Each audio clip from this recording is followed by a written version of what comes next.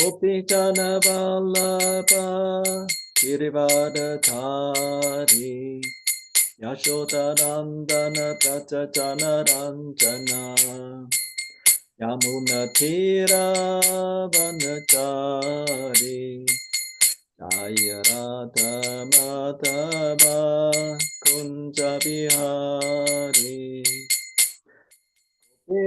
Vallabha Girivardhari Yashodanandana Brajajana Ranjana Yamuna Thira Vanachari Jaya Radha Madhava Kunja Bihari Radha Madhava Kunja Bihari.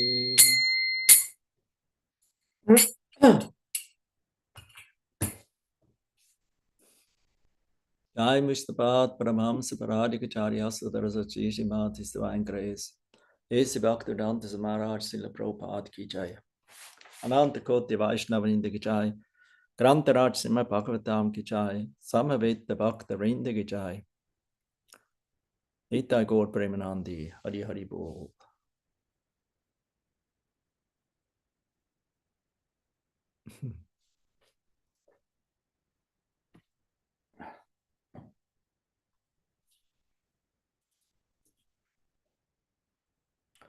Om Namo Bhagavate Vasudevaya.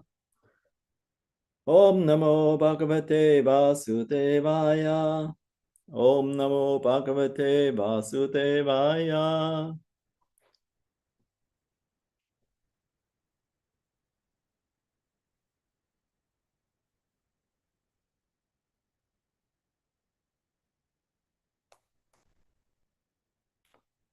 Narayana Namaskrityam Naram Chaivam Narottamam Deving Saraswatim Yasam Tato Chayam Udirayet Nastapreshu Apatreshu Nityam Bhagavata Sevaya Bhagavati Uttama Shlokher Bhaktir Bhavati Naistiki.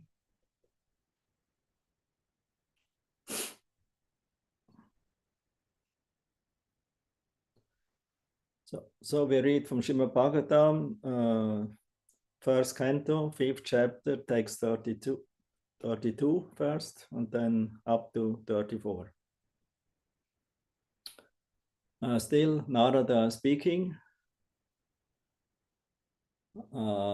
He narrates his life story, because Srila Vyasadeva, after hearing instruction of Narada to compile Srimad Bhagavatam and to elaborate about the glories of Lord Krishna and Krishna's devotees and his devotional service. So he was very curious how Narada himself had this change of mind and heart. What was his experience?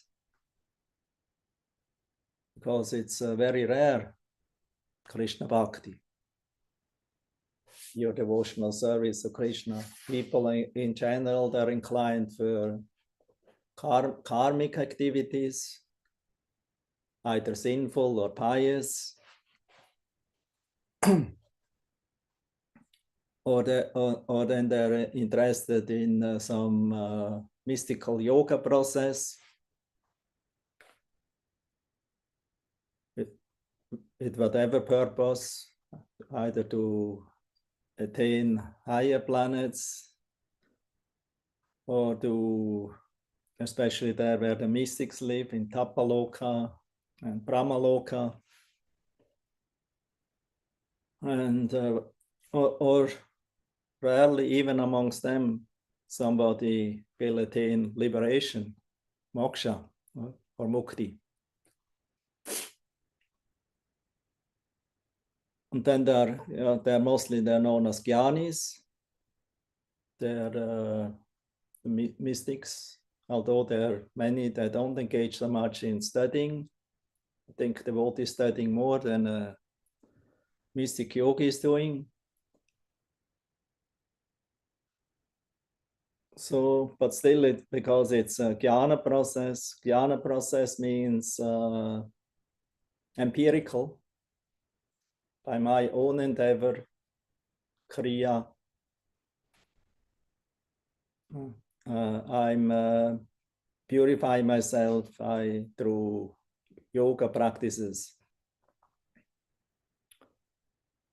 and in pranayama, like that, to elevate my energy from the lower region of the chakra to the highest, to the seventh chakra, where they can ultimately attain all perfections that they desire. But amongst all these karmis, jnanis, yogis, very rarely somebody becomes a Narayana para. That means a pure unalloyed devotee, desireless, only his desire to please Lord Krishna and the Vaishnavas, Krishna's dear devotees. That's very rare. That's declared by the Bhagavatam itself. Muktanam api siddhanam narayana parayana sadurlapa prasanatma kotisha api mahamune. So this to become a Narayana para, that means very dedicated devotee of the Lord, is sadurlapa. It's very rare. So only amongst thousands of millions of liberated persons, muktas, they're known as muktas, only rarely somebody becomes a Narayana para. That's why Vyasadeva was very curious. Oh, Narada is not propagating karma kandi activities. He's not propagating the process of mystical yoga. He's recommending me about devotional service, about only glorifying Krishna. Krishna's activities and pastimes. That he demands from me, that I should do that. And therefore he was curious. Oh, Narada, such personalities as you, they are very rare in this world. So how is it that you had this change? So he speaks about his previous life when he became the son of a Shudrani, and where he had the opportunity already as a boy, in boy age, to associate and serve the great devotees who came to their house during the rainy season. And by that way, he actually became completely purified by seva, Vaishnava seva, and hearing from the self-realized Vaishnavas. That's such a powerful progress that even an ignorant child can become very wise, can develop or realize the change in the heart.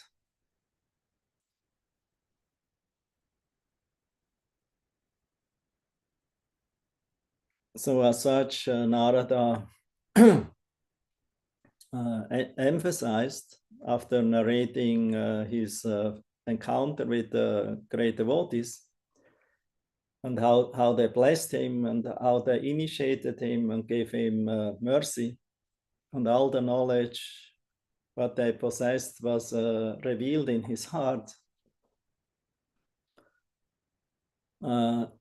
Then he continued that in case Vyasadeva he had a doubt, but you know what happens with the devotee who is not able to practice fully and not take shelter in Krishna fully at his lotus feet and in this bhakti process? What will happen with such a person? Arjuna asked a similar question to Lord Krishna in the Bhagavad Gita.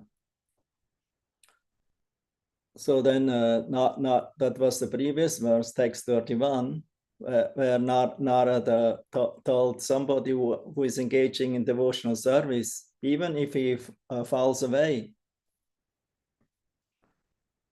or deviates, he's never lost. He will always remember his activities and his experience of bhakti, of devotion, ecstasy, in hearing and chanting about Krishna, and in the ecstasy of devotional service, that he will never forget. And that will carry him further. And then after this, Narada again emphasized a devotee will not be lost. So anyway, that's just a little introduction to this verse, text 32. So then he emphasized that bhakti yoga or devotional service is not an hocus pocus. It's not some magic trick or some just putting the hands on the head and then you're enlightened. No, not like that. It's a practical process that he is explaining here. Etat samsuchitam brahmam tappatraya chikitsitam yadishvare bhagavati karma brahmani bhavitam. Translation. O Brahmana Vyasadeva, it is decided by the learned that the best remedial measure for removing all troubles and miseries is to dedicate one's activities to the service of the Supreme Lord, the personality of Godhead, Sri Krishna. Or any forms of the Lord, because Krishna has so many expansions. Even if one becomes attracted to another form of the Lord, like Ram, Nrsimha, etc., because all these forms are actually one form, but they expand themselves in so many different ways according to the desire of a devotee. And if one can please one of those particular deities of the Lord or expansions, Murti of the Lord, then everyone else also becomes satisfied. So that's the wonderful thing in Krishna consciousness. So if you can please Lord Chaitanya, if you can please Lord Ramachandra, if you can please Lord Nrsimhadev, if you can please Krishna, or any other form of the Lord or mood, we don't have to argue, oh, this is lower, this is higher. No, this is absolute truth. We're speaking here, Narada is speaking about absolute truth. It's not a relative truth. It's not a mental concoction. All the Lord's forms are transcendental, Satchitananda Vigraha. This is declared all over the scriptures. And he's not one of us. He's not in the material production. Actually, we are also not a material production. We only mistakenly consider this material body is I, but it's not I. No, I is the Atma, the soul, the Jiva Atma, who is an eternal part and parcel of the Lord. Jiva Bhutam Mahabaho. Krishna also tells in the Bhagavad Gita, above everything of the whole material creation and elements is the Jiva Atma. And the Jiva Atma is later on, he declares in the 15th chapter, they are my eternal part and parcels. So they're never separated from the absolute truth. If one considers we are separated, that means that this is Maya. This is illusion. Therefore, we are in this material world. And messengers of the Lord, like Narad Muni and his followers and empowered devotees of the disciplic succession, or they're able to uplift the ignorance, to remove the ignorance of the conditioned soul and bring them to in connection with the absolute truth. The absolute, what is the absolute truth? It's also an interesting question. Absolute truth is realized in three features: Brahman, Paramatma, and Bhagavan.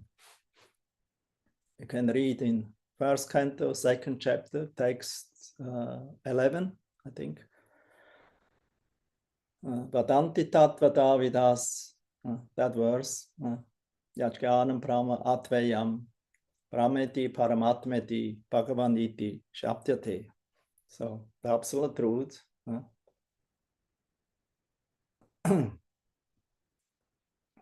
Tattva vida, tattva. The absolute truth is recognized and understood in three features: Brahman, Paramatma, and Bhagavan. Cannot separate these three things from each other. That's another illusion. If we separate Krishna from Brahman and Paramatma, if the Paramatma yogis separate Krishna and Brahman, and if those who are absorbed in Brahman separate Super Soul and Bhagavan, that's all illusion. Because it's all oneness and difference. It's called Achintya Beda Beda Tattva. Very well known philosophy of Lord Chaitanya, that everything is one and different at the same time. So the absolute truth is one. It's Advaita. Advaita means one. But here also is different. There has diversities. We have to distinguish. For that we need a good vision, good knowledge. And that knowledge is given by the self-realized acharyas and from the scriptures. Actually, the acharya's knowledge is more important than the scripture. So the scripture reveals, the acharya actually reveals the scripture. Acharyamam Purusha Veda. So that's what the acharya speaks, that's the Veda, that's knowledge, that's the eternal transcendental knowledge. It doesn't speak about ignorance. Even if an acharya speaks sometimes about ignorance, because in Narada Pancharatra, that means 5 topics. One is absolute truth.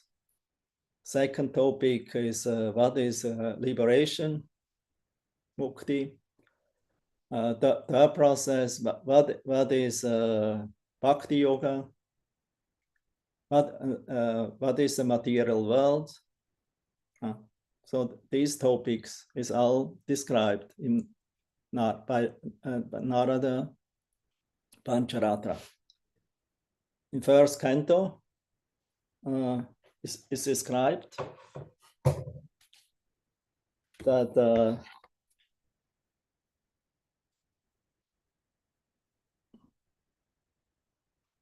the third chapter, text 8, that Narad Muni appeared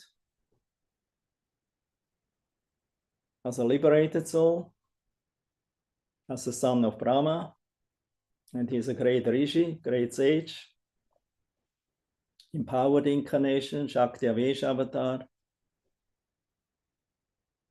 and he's a great devotee of the Lord, and he's able to travel all over the universe, different planets,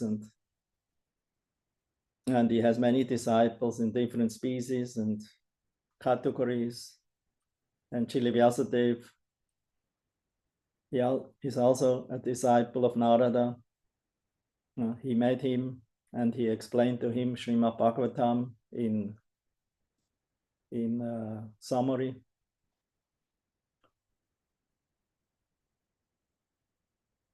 and that he is the author of, actually author of Narada Pancharatra is Vyasadeva himself, and the speaker of Narada Pancharatra is Shiva, but the listener, or he who receives these instructions, is Narada Muni. And therefore Narada is the expounder or the spreader of this knowledge given by great authority, Vyasadeva, Shiva. So even Narada is not self-enlightened. He has gurus.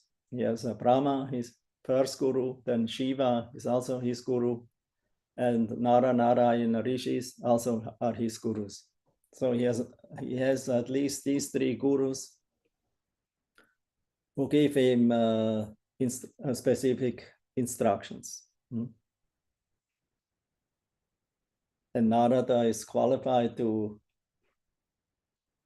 absorb this knowledge and spread it in a realized way.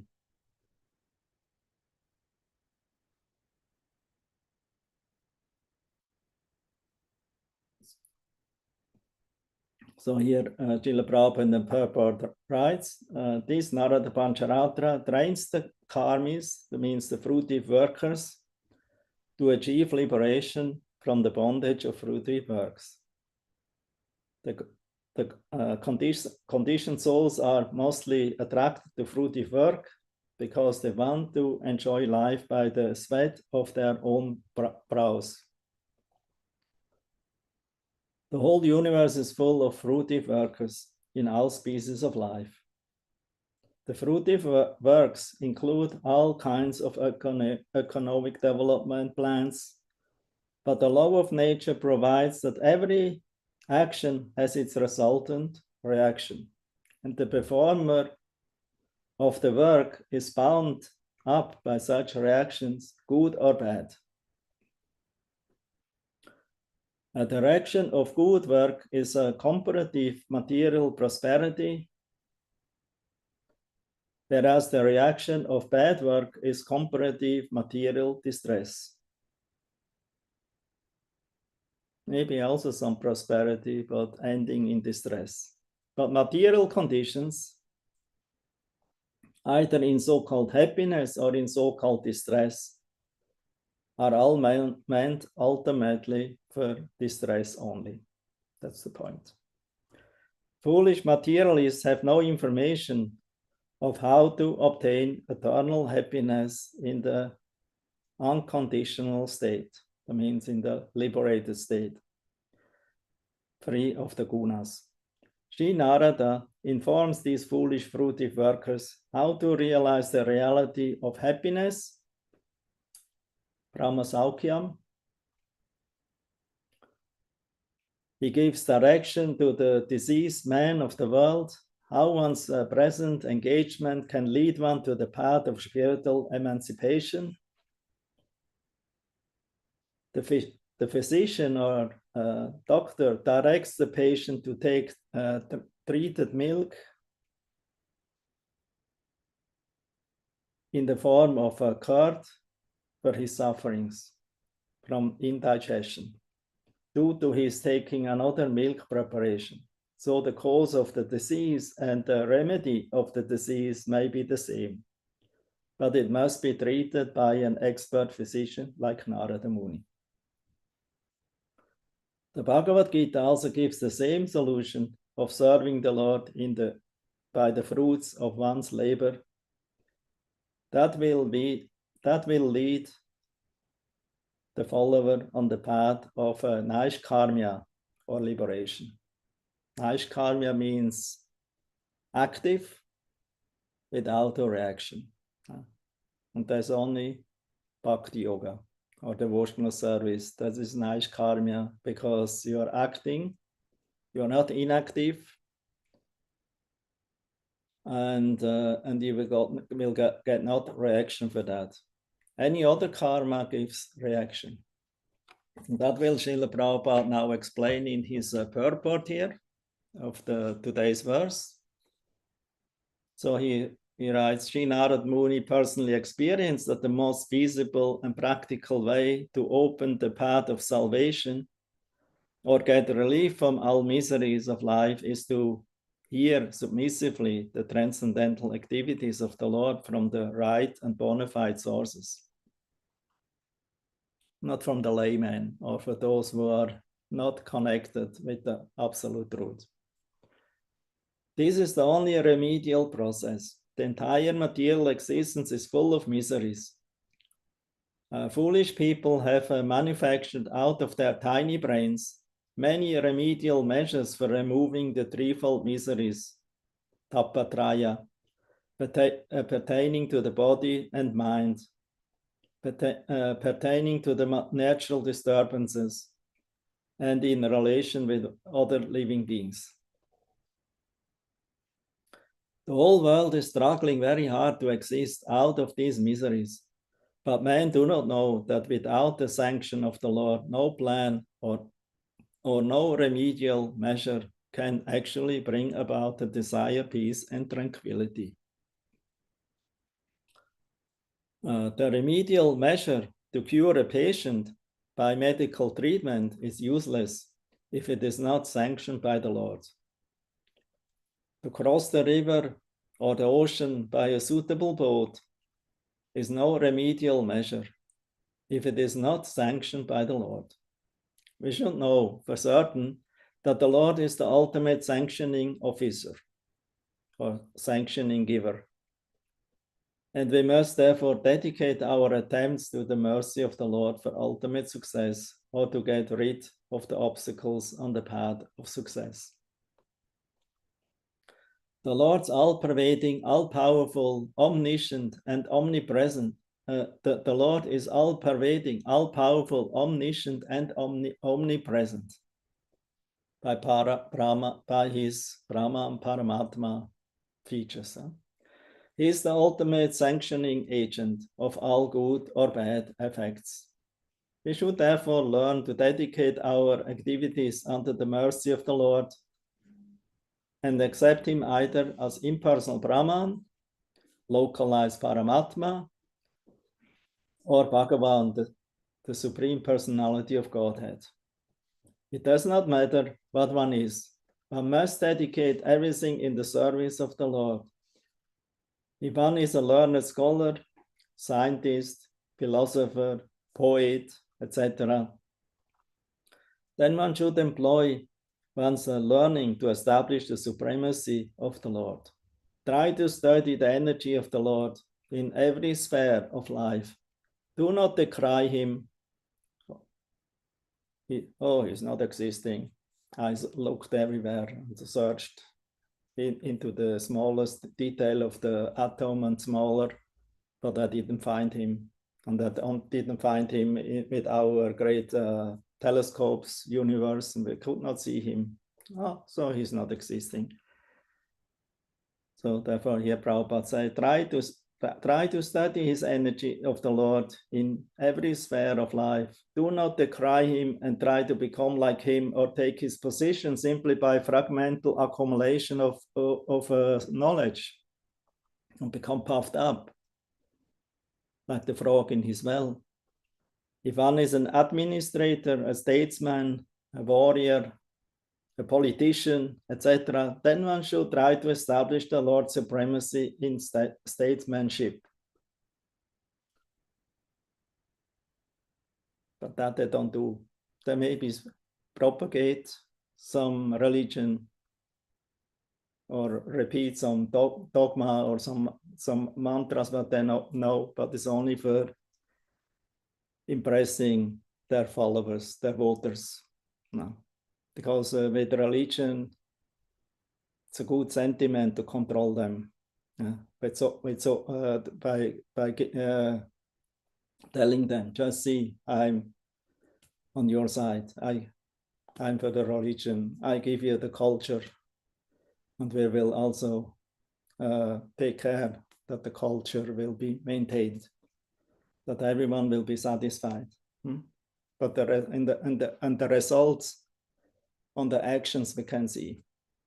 And that looks mostly different than that what they propagate in this way. Therefore, one should always be a little skeptical about what we see in the medias, about how they present themselves as religious men and have a religious book in the hand, and so on and so on, and present that we are very much caring for our culture and for our people. But that's mostly colored with self-interest. It's not pure. Because a politician cannot be pure. Otherwise, he's not a politician. Politician, especially in Kali Yuga, he cannot be a sadhu because he is so much influenced by so many interests and interesting parties behind him. So he's only a marionette, an instrument. He's not independent as he looks. So here Srila Prabhupada continues. It's only a side remark by me. If one is an administrator, a statesman, warrior, politician, then one should try to establish the Lord's supremacy in statesmanship, but in a real way, like Yudhishthira Maharaj, like Parikshit Maharaj, like Lord Ramachandra. Srila Prabhupada many times say, they always say Ramaraj, they glorify Ramaraj, but ultimately, mostly the idea is to have Ram, to have his Raj, his kingdom, but without Ram, or taking Sita, Lakshmi Ji, to enjoy his energy. So this is the demoniac, the Asuric mentality. So therefore they want to steal the energy of the Lord, but not worship the Lord by full surrender unto him. So here Prabhupada says, fight for the cause of the Lord, as Sri Arjuna did. In the beginning, Sri Arjuna, the great fighter, declined to fight, but when he was convinced by the Lord that the fighting was necessary, Sri Arjuna changed his decision and fought for his cause. Similarly, if one is a businessman, an industrialist, an agriculturist, etc., then one should spend his hard-earned money for the cause of the Lord or his products. Think always that the money which is accumulated is the wealth of the Lord. Wealth is considered to be the goddess of fortune, Lakshmi Ji, and the Lord is Narayana, or the husband of Lakshmi. Try to engage Lakshmi in the service of Lord Narayana and be happy. That is the way to realize the Lord in every sphere of life. The best thing, after all, to get relief from all material activities and engage oneself completely in learning the transcendental pastimes of the Lord is to learn the pastimes of the Lord. But in case of the absence of such an opportunity, one should try to engage in the service of the Lord, everything for which one has specific attraction or nature, and that is the way of peace and prosperity. The word samsuchitam in this stanza is also significant. One should not think for a moment that the realization of Narada was childish imagination only. It is not like that. It is so realized by the expert and the erudite scholars, and that is the real import of the word samsuchitam.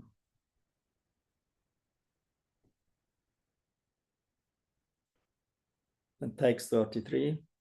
Amayo yas jabhutanam jayate yena suvrata tadeva hiyamayam dravyam napunati chikitsitam. O good soul, does not a thing applied therapeutically cure a disease which was caused by that very same thing? Purport. An expert physician treats his patient with a therapeutic diet. For example, milk preparations sometimes cause disorder of the bowels, but the very same milk converted into curd and mixed with some other remedial ingredients, like herbs or something like that, cures such disorders. Similarly, the threefold miseries of material existence cannot be mitigated simply by material activities. Such activities have to be spiritualized. Just as by fire, iron is made red hot, and thereby the action of fire begins. Similarly, the material conception of a thing is at once changed as soon as it is put into the service of the Lord or engaged in the service of the Lord. That is the secret of spiritual success. We should not try to lord over the material nature, nor should we reject material things. The best way to make the best use of a bad bargain is to use everything in relation with the Supreme Spiritual Being. Everything is an emanation from the Supreme Spirit, and by his inconceivable power, he can convert spirit into matter and matter into spirit. Therefore, a material thing, so-called, is at once turned into a spiritual force by the great will of the Lord.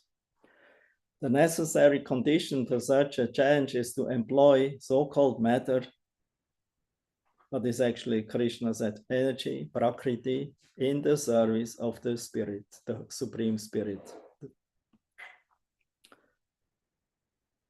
That is the way to treat our material diseases and elevate ourselves to the spiritual plane, where there is no misery, no lamentations, and no fear. And everything is thus employed in the service of the Lord. We can experience that there is nothing except the Supreme Brahman, Para-Brahman, the Vedic mantra that everything is Brahman, Sarvakal Vidam Brahma, is thus realized by us. Text 34. Evam Drinam Kriya Yoga Sarve Samshriti Hetava Ta Evatma Vinashaya Kalpante Kalpita Pare. Thus, when all a man's activities are dedicated to the service of the Lord, those very activities which caused his perpetual bondage become the destroyer of the tree of work or karma. Purport. Fruitive work which has perpetually engaged the living being is compared to the banyan tree. In the Bhagavad Gita, for it is certainly very deeply rooted. Yeah, the Bhagavad Gita declares the material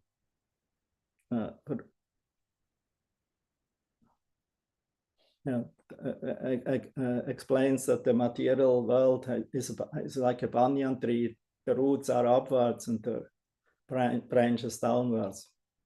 It's upside down. That's Bhagavad Gita in the 15th chapter, Purushottama Yoga. But it is certainly very deeply rooted, but not in the material world rooted. It is rooted on the border from the spiritual world to the material world. As long as the propensity for enjoying the fruit of work is there, one has to continue the transmigration of the soul from one body or place to another, according to one's nature of work. The propensity for enjoyment may be turned into desire for serving the mission of the Lord. By doing so, one's activity is changed into karma yoga, or the way by which one can attain spiritual perfection while engaging in the work for which he has a natural tendency. Here the word Atma indicates the categories of all fruitive work. The conclusion is that when the result of all fruitive and other work is dovetailed with the service of the Lord, it will cease to generate further karma and will gradually develop into transcendental devotional service, which will not only cut off completely the root of the banyan tree of work, but will also carry the performer to the lotus feet of the Lord.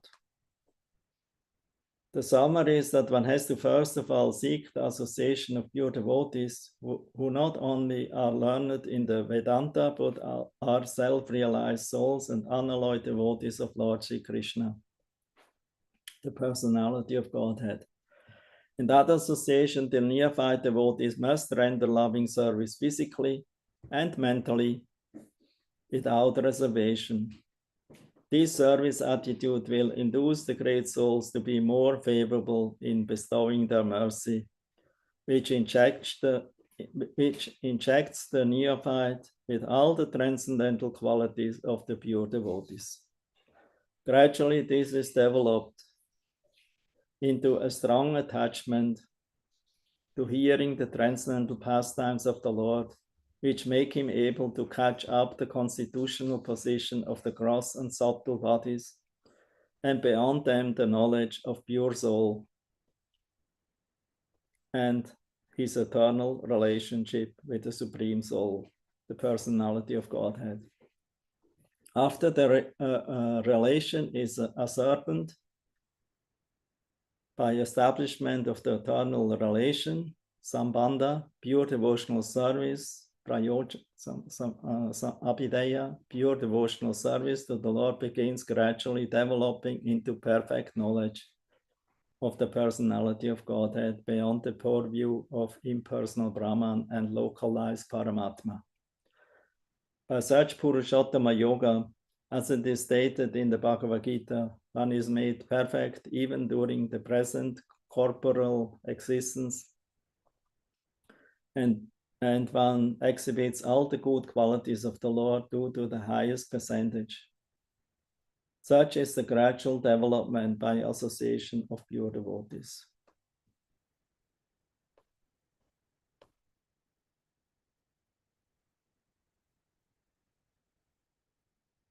Then after that, Narad also emphasized, whatever work is done here in this life for the satisfaction of the mission of the Lord is called Bhakti Yoga, or transcendental loving service to the Lord. And what is called knowledge becomes or Gyan is a concomitant bifactor. That means a devotee doesn't have to cultivate Gyan separately from Bhakti. While performing duties according to the order of Sri Krishna, the Supreme Personality of Godhead, one constantly remembers him, his names and his qualities.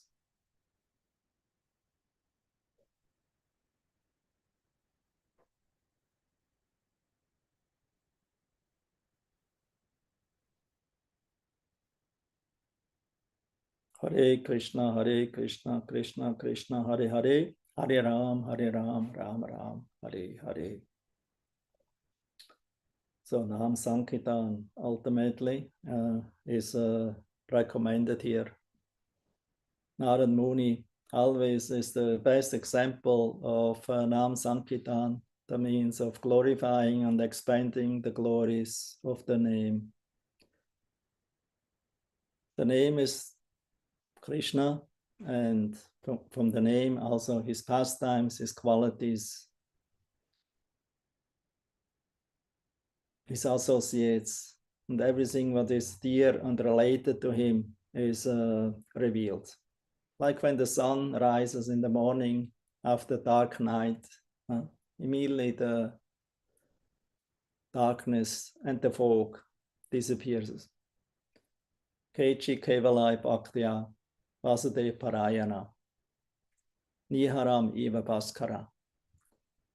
So by the sunrise, the darkness becomes, and the fog that covers our view to see the things as they are, become removed as soon as the Krishna Nam, Krishna's holy name, and the process of glorifying and serving the Lord becomes revealed.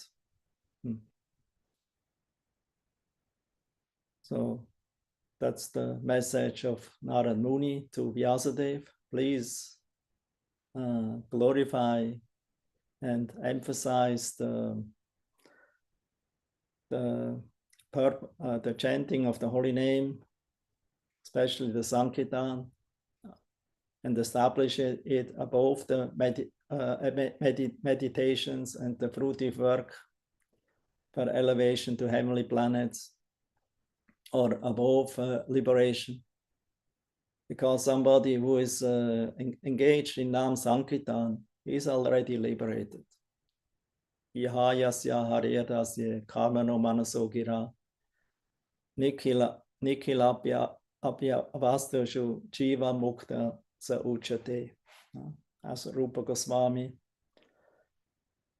is explaining in Bhakti Rasamrita Sindhu, somebody who is engaging in devotional service, that means the Krishna Bhakta, the devotee, is already a Mukta Sangha.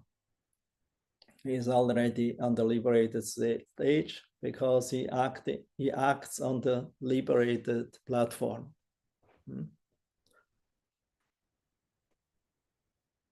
To engage the body, the mind, and the words in Krishna service. The beginning of Upadeshamrita, Rupa Goswami says there are 6 urges, beginning with Vacha Vega, Manasa Krodha Vega. If they are independently engaged for our own sense gratification, they entangle us in this repeated burden death in this material world forever. There's no way to come out of it.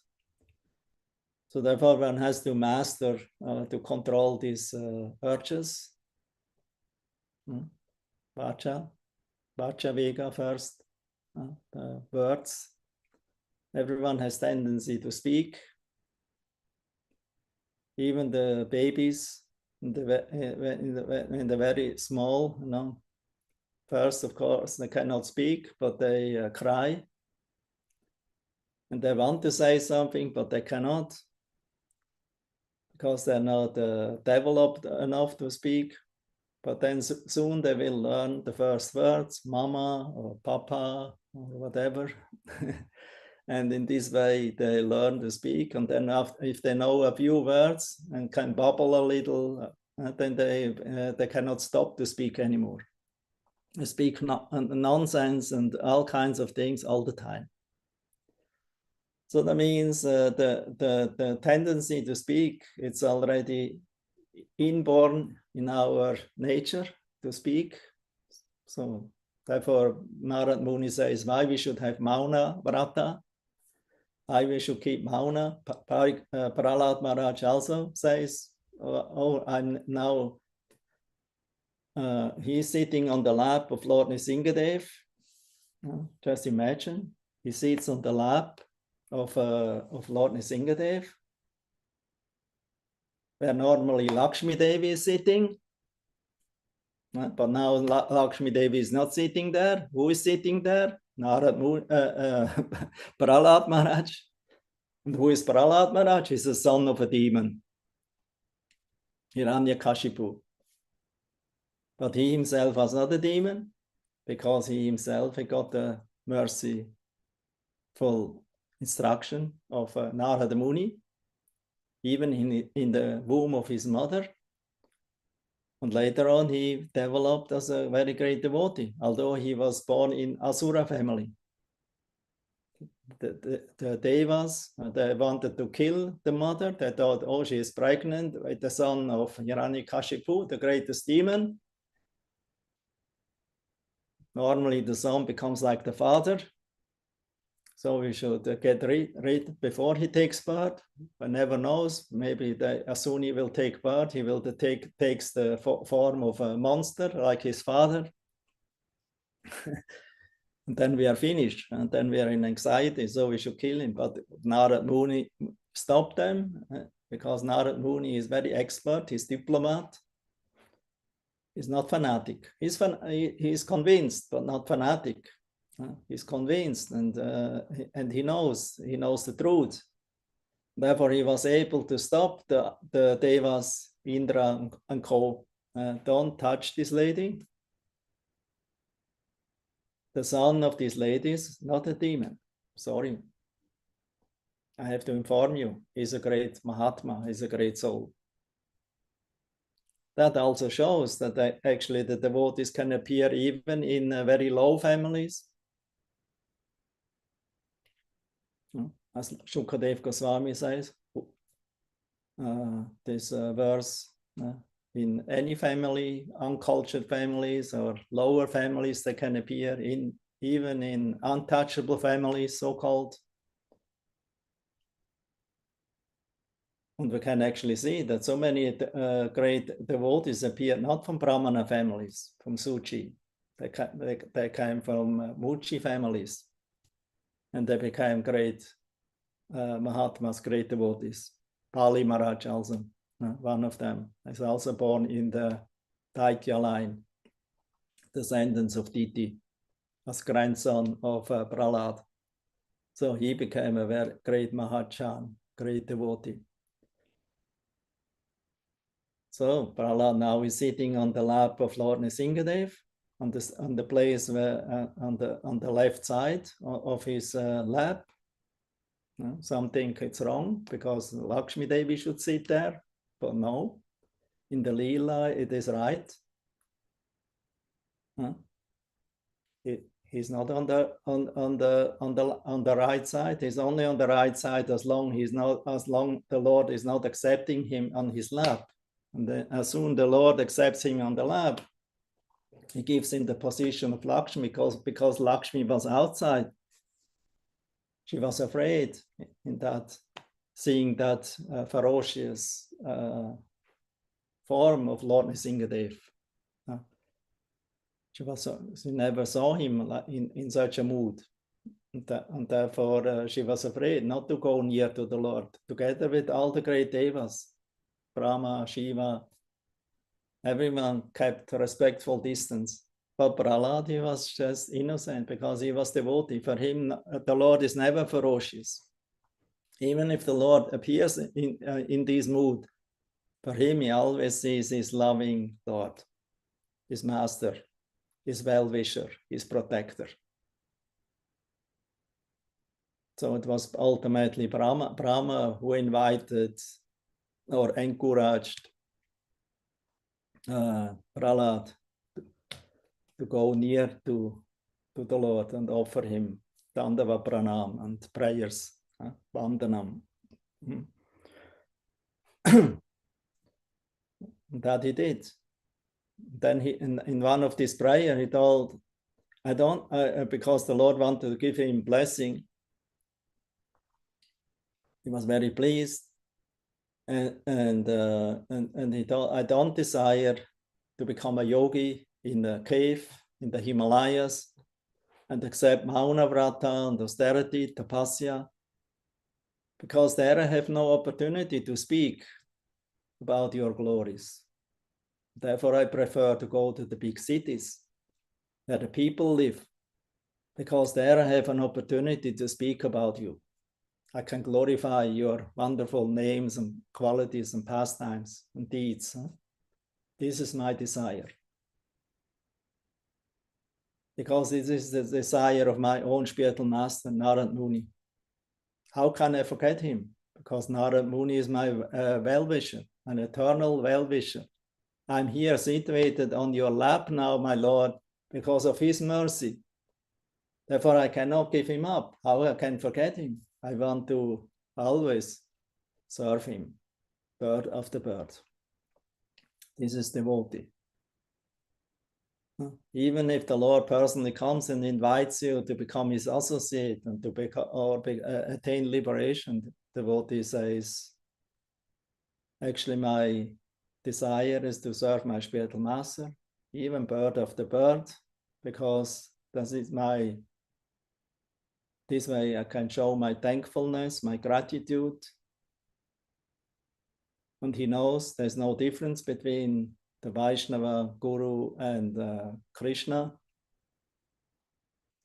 Many times, unfortunately, we nowadays will say only Guru Bhakti, others say Krishna Bhakti, but one have to worship and serve both of them.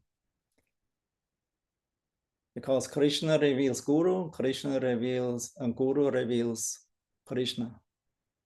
Nityananda Prabhu reveals Chaitanya Mahaprabhu. Mahaprabhu Chaitanya reveals glories of Nityananda.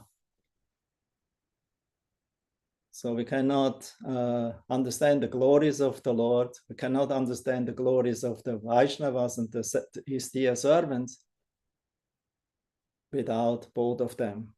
Therefore, the Vedic scripture says, Yasya Devi Parabhaktir Yata Devi Yata Guru. We have to simultaneously worship and respect and have faith in both, in Guru and in Krishna. We cannot separate them. That's offense. Actually, this Krishna who is Guru. He's acting as Guru. He's the original Guru. He's actually the Jagat Guru. He's the universal Guru. And everyone who follows Krishna, Krishna's order in the Bhagavad Gita and in Srimad Bhagavatam, and follows the disciplic succession coming from him, he actually can act as Guru. So Guru is not a hocus pocus. He's not something very cheap. So it's something that we have to learn. This is Guru Tattva. Guru Tattva is one. Guru is one. Even if gurus have different moods and opinions and different ways, that's the variety of the mother of enjoyment of the Lord. That shows the absolute truth is not oneness. It's not merging or in a soup or something, or in a Brahman effulgence. Actually, for a devotee, this is considered hellish or suicide, because it deprives the eternal soul, who has a tendency to speak and to act and to serve, from the opportunity to serve the Lord and the Lord's dear devotees. This is the desire, therefore, of the Vaishnava. He has no interest in Brahman realization. He's not, rejecting it, but he doesn't look at it as his destination. And he also doesn't want to be only satisfied with Paramatma, to become a Paramatma yogi, to see the super soul in the heart, and that admire him and observing him and concentrating the mind on him, because there is no active service. Therefore, the devotee is also not completely happy with the Paramatma realization, but he is completely happy in the Bhagavan realization, because if he serves the Supreme Personality of Godhead, Krishnastu Bhagavan Svayam, Ete Cham Sakalapum Sham, Krishna Astu Bhagavan Svayam, then he becomes satisfied, because in Bhagavan realization, Brahman and Paramatma is included.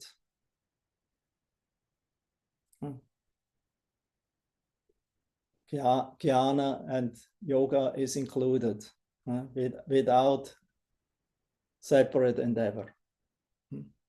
The yogis that try to meditate about the divine light, Brahman, to become one with it, and to connect with it by their Kriya, so-called Kriya Yoga meditation process of pranayam and concentration of the mind, and uplifting their life energy and the consciousness from the lower to the highest.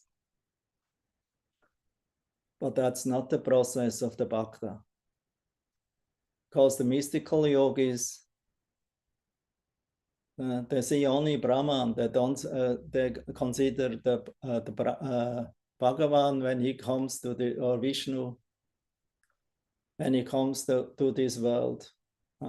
He has to accept the material body. He's material, so therefore they ultimately doesn't show interest in him. Although they speak about him, or even use some bhakti and some kirtan, but ultimately they give up worthy of the Lord, and only become merged and concentrated in oneness. In other words, become God myself. I'm now the God. This is the demoniac mentality. That's why we are in this material world. Therefore, even the liberationists, the yogis and the jnanis who want to attain liberation, they actually want to become God. They want to become one with him. But the devotee, he wants to be a unit, an eternal unit, and serve the Lord, feeling oneness with the Lord by fulfilling and acting to please the Lord's desires. Therefore, he is ready to engage his words. The yogis, they want to keep mauna so that they can become very strong, because one who is not speaking about the absolute truth, then he maybe thinks, then I only speak about Gramya Katha, and this I want to avoid, so I don't speak at all. So then they keep silence, sometimes for years. But that's artificial. Why we should keep Mauna Prata if we are able to speak about Krishna? Because to speak about Krishna is not Maya. It's transcendental activities. But the Kriya yogis try to realize inside, the Bhakti yogi realize inside and outside.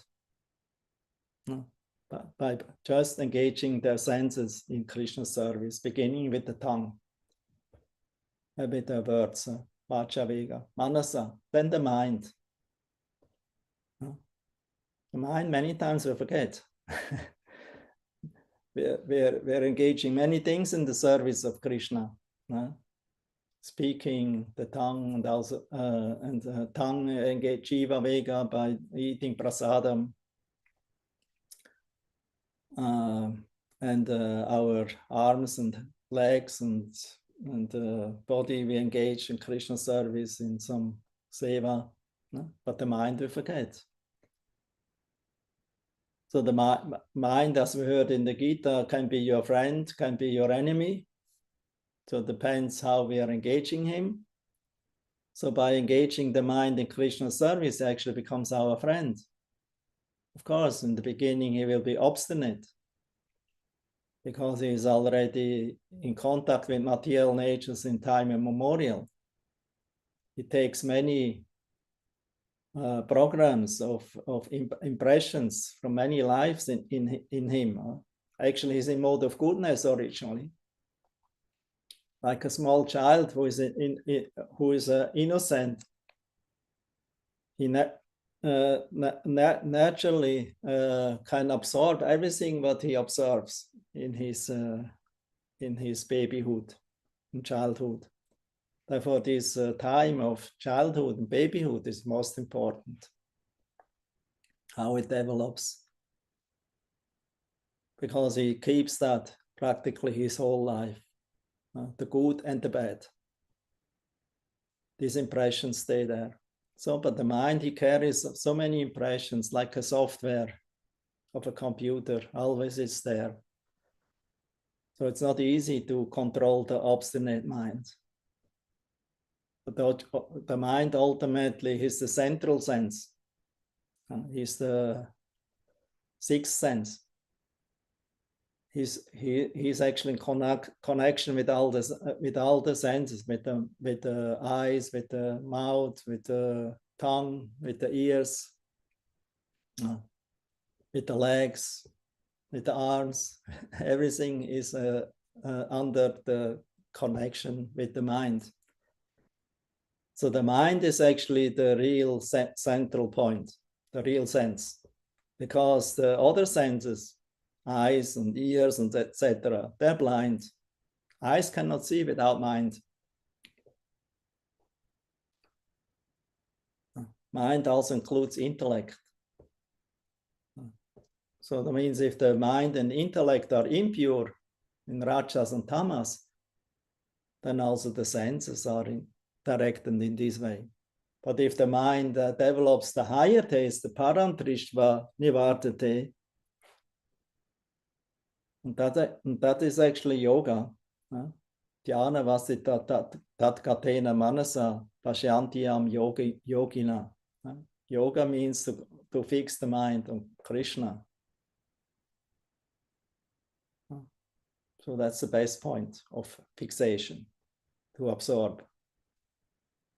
And we are so fortunate in Bhakti Yoga process. We have so much opportunity to absorb our mind with Krishna and with everything that is related with him.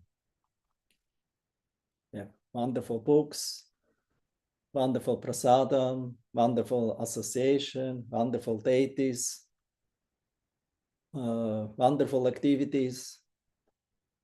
Actually, everything wonderful. But sometimes we don't see it.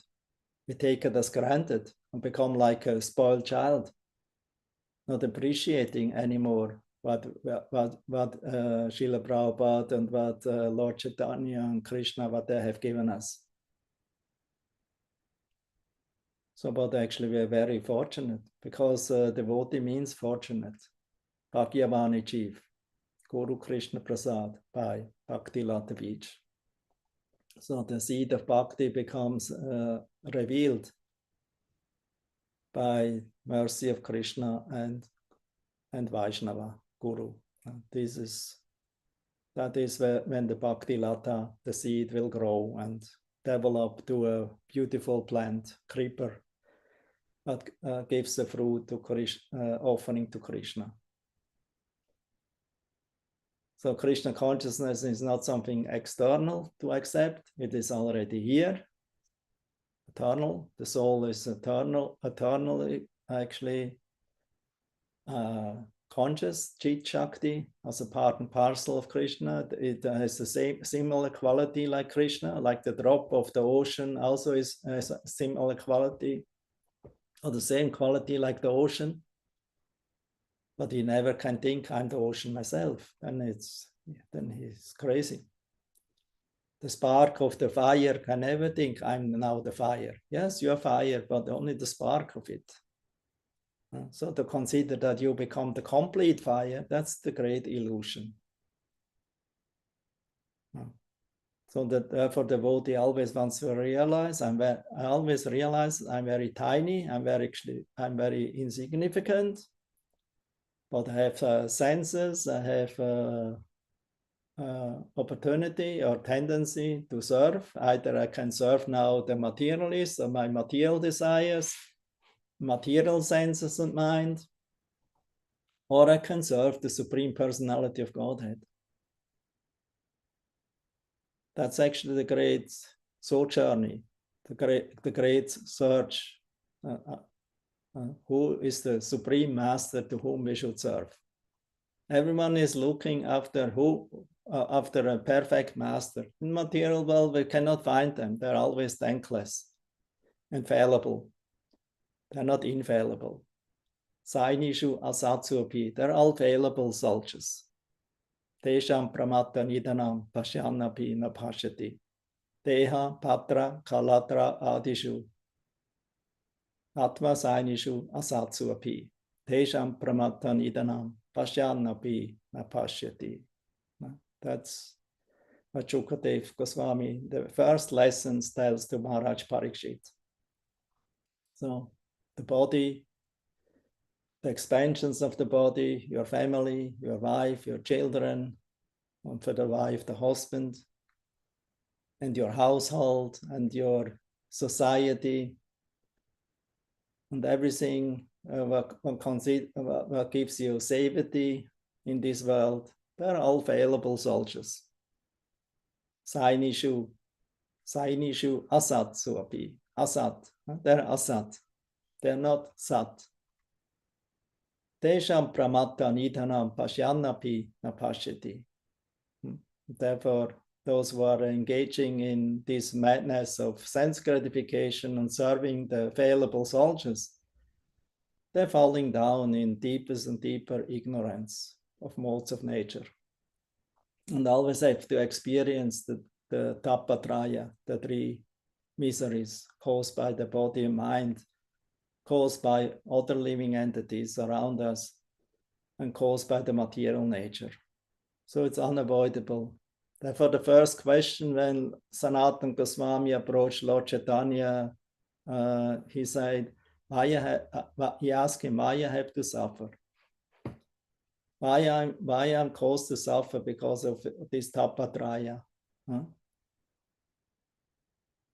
So that was his question. I'm in ignorance, I'm foolish, because I don't know who I am. I don't know the process, and I don't know what is the goal. I don't know the sadhana, and I don't know the sadhya, the goal. So please instruct me, my dear Lord. And then Lord Chaitanya mercifully instructed Sanatana Goswami. You can read from Madhya Lila 20 chapter to up to 25. This is all Chaitanya Mahaprabhu's Shiksha to Sanatana Goswami in Kashi. So very important, very, very important. Because these instructions, what Lord Chaitanya gives to Sanatana Goswami, is the basis of all Bhakti Shastras of the Goswamis, including Rupa Goswami. Lord Chaitanya spoke to Rupa Goswami in the 19th chapter, one chapter, about the process of bhakti, how to develop this bhakti ladder beach. But all this very scientific process of the bhakti process, Lord Chaitanya explained to Sanatana Goswami. So Sanatana Goswami is the guru of all the Vaishnavas and the guru of all the Goswamis. Even Rupa Goswami, he offers his respect to his guru, his elder brother, Sanatana. That he can write, that he was able to write Bhakti Rasamrita Sindhu for his satisfaction, not for my satisfaction. Mostly we write for my satisfaction or to distribute, to impress and inform others about what I think. But here Rupa Goswami, he writes a book, for Sanatana, that means for Krishna and for Lord Chaitanya, for Sanatana Goswami's satisfaction. Sanatana means Krishna, Chaitanya also. Sanatana means also Sanatana Goswami. So he wanted to please them because he knows I'm not a writer, I'm not a speaker, I'm not a doer. Without the mercy of my superiors. So whatever I do, I'm only a marionette and a toy, a doll in the hands of my superiors. Srila Prabhupada also, when he came to the West, he compiled this wonderful poem where he also prays to Krishna, oh, you sent me here.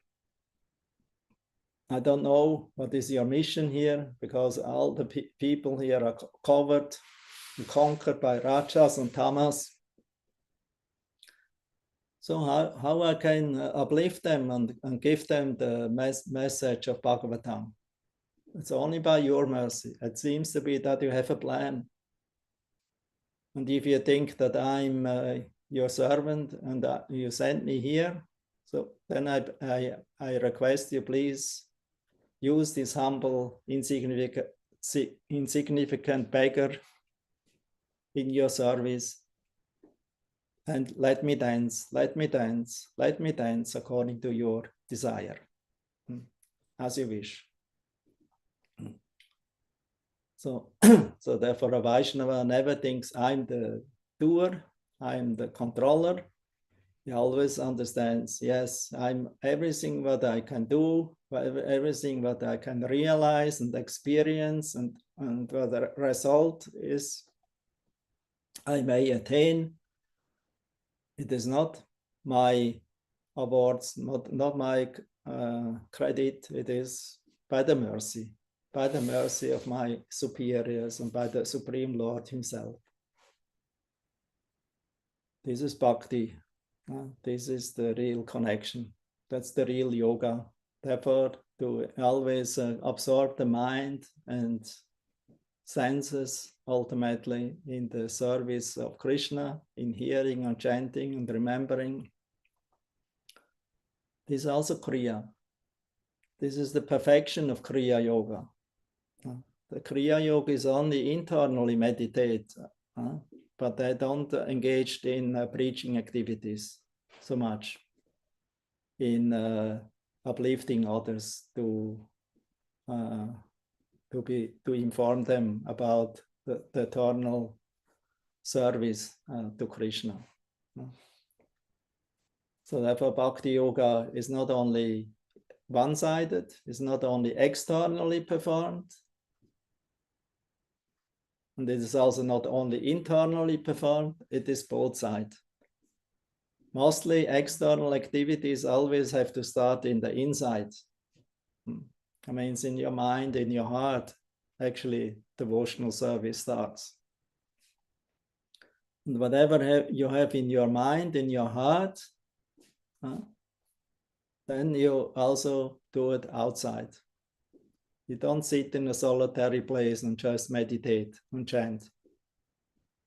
That's imitation. So now our spiritual master tells us we should engage in devotional service. That's the disciplic succession message. We should engage in activities in pleasing the Lord, either in deity worship. Therefore, a lot of Narada Pancharatra and Vaishnava scripture are emphasizing deity worship, where we can learn. That's the best way how to learn, how to engage everything, your body, mind, and senses, in favorable devotional service. So devotional service, that's the topic of this lecture. It should be positive,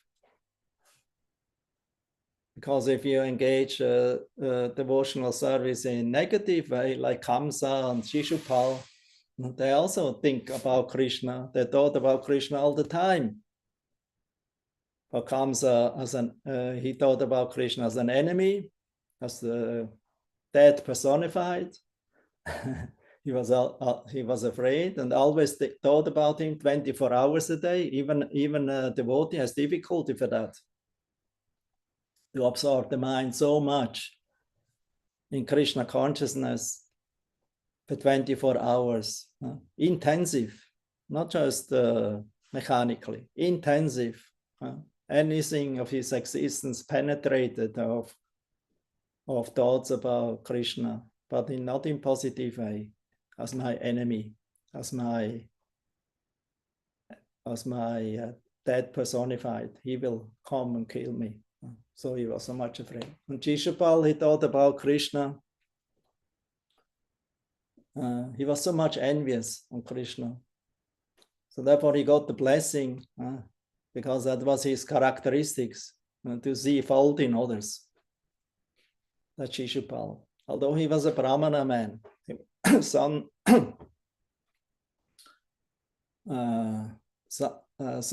of, what's his name, guru name?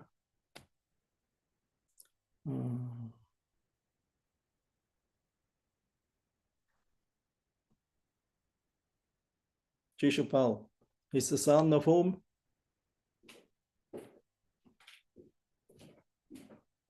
Nobody knows. Yuva.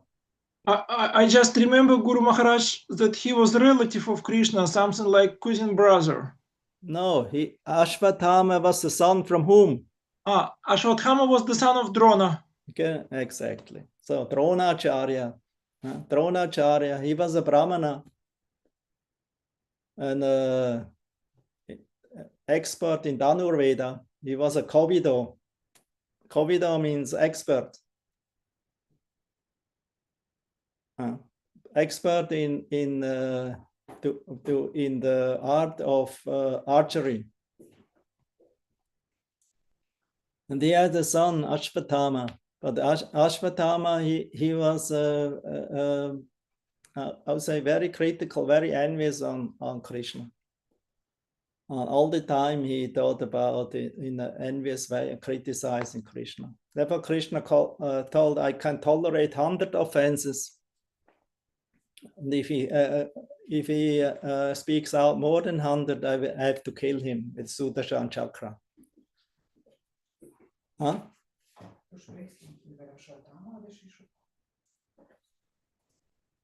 Petu Shishupal.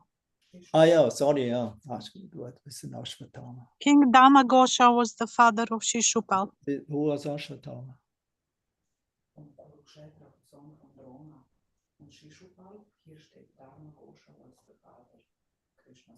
Yeah. Oh, sorry, I'm confusing something. Yeah, Shishupal. We speak about Shishupal. Not forget Ashvatthama. Ashvatthama is another story. Shishupal, he was very critical, but then Krishna killed him. He tolerated 100 offenses. Actually, it's very difficult to criticize and to offend Krishna, because Krishna is absolute. So whatever fault you see in him, ultimately is also a compliment. Of course, for those who are listening about the offense, they think, wow, this so crazy man, he speaks so many offenses. But Krishna, just to pacify his devotees, and King Yudhishthira and Arjuna and Bhima, he ultimately killed him. So he wanted to please them. That's the Lord. He's not only acting according to what he likes, but he also acts like he wants to please his devotees. Because his devotees always are eager to please him, so he also wants to please them similarly in a very, as a number one concern. So Krishna, devotional service of Krishna is not one-sided. It includes everything from both. Krishna is also feels responsible to please and serve his devotees. So therefore, the devotional service should be performed in a positive way, not in a negative way. That's also Rupa Goswami describing in Nectar of Devotion. Anukulyena Krishnanu Shilanam Bhaktir Uchate. So he defines bhakti as that what is done in a favorable mood and way. Anyabhilasita shunyam jnana karmadi anavritam anukulyena Krishnanu Shilanam Bhaktir Uchate. So that's the process of bhakti in favorable way. Even unfavorable is good, gives result. You can attain liberation like Kamsa and like Shishupal and like other demons killed by Krishna. Or the Putana even attained the motherly position in the Vaikuntha Goloka, not in the Madhurya Goloka. Because Madhurya Goloka you can only attain by becoming a positive, favorable servant of the servant and follower of the eternal dear associates of Lord Krishna in Goloka Vrindavan.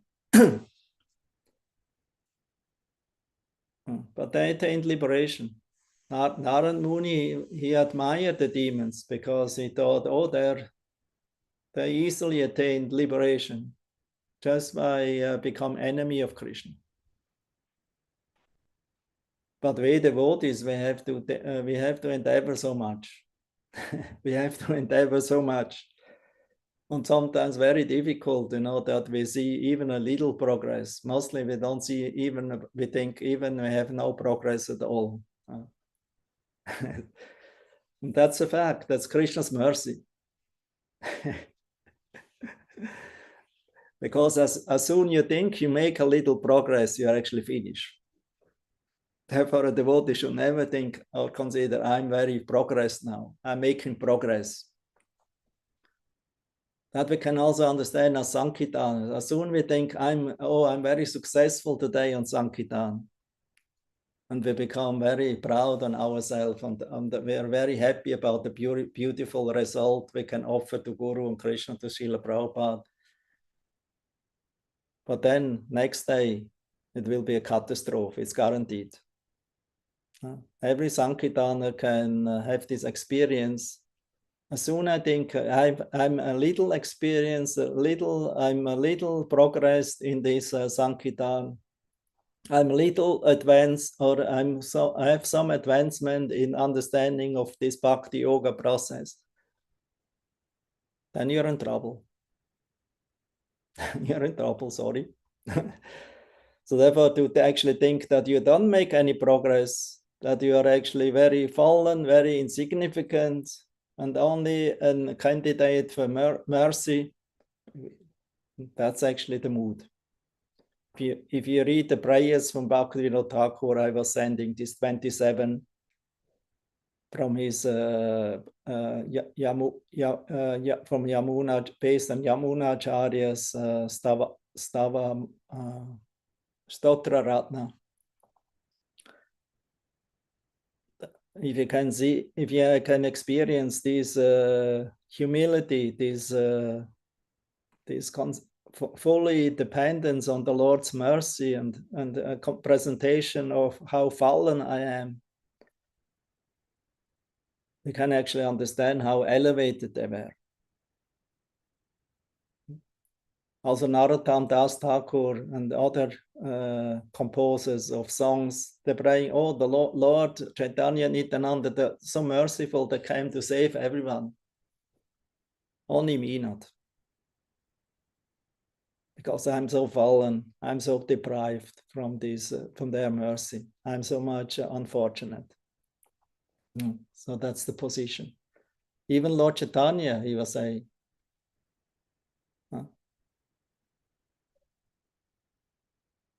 Nam Namakari Bahuda Nicha Sarva Shaktis Tatapita Nyamate Smaranana Kala Etatrishi Tava Kripa Bhagavan Mamapi Tudaivam Idrisham Yaha Anuraga. The Lord so mercifully made himself available through his different holy names. They're also sweet and so not different from him. And they're easily available because it is spread by the Sankirtan movement. But somehow or other, I have no taste in it. I have no attraction to it. Actually, Lord Chaitanya, it's not that Lord Chaitanya didn't have attraction to it. He actually had full attraction to it, but he only presented this verse as an introduction to the next verse. Why we have no attraction to it? Because we're not chanting in the humble state of mind. Therefore, he told Trinata Pisunechena Tarora Pisahishnana Amanina Manadena Kirtaniya Sadahari. That's the way how to ultimately chant the holy name non-stop. Because if Lord Chaitanya would have no taste in chanting, he could not chant non-stop. Not possible. Nobody can chant non-stop and do something all the time if he doesn't have a certain taste, a certain experience of a liking for himself.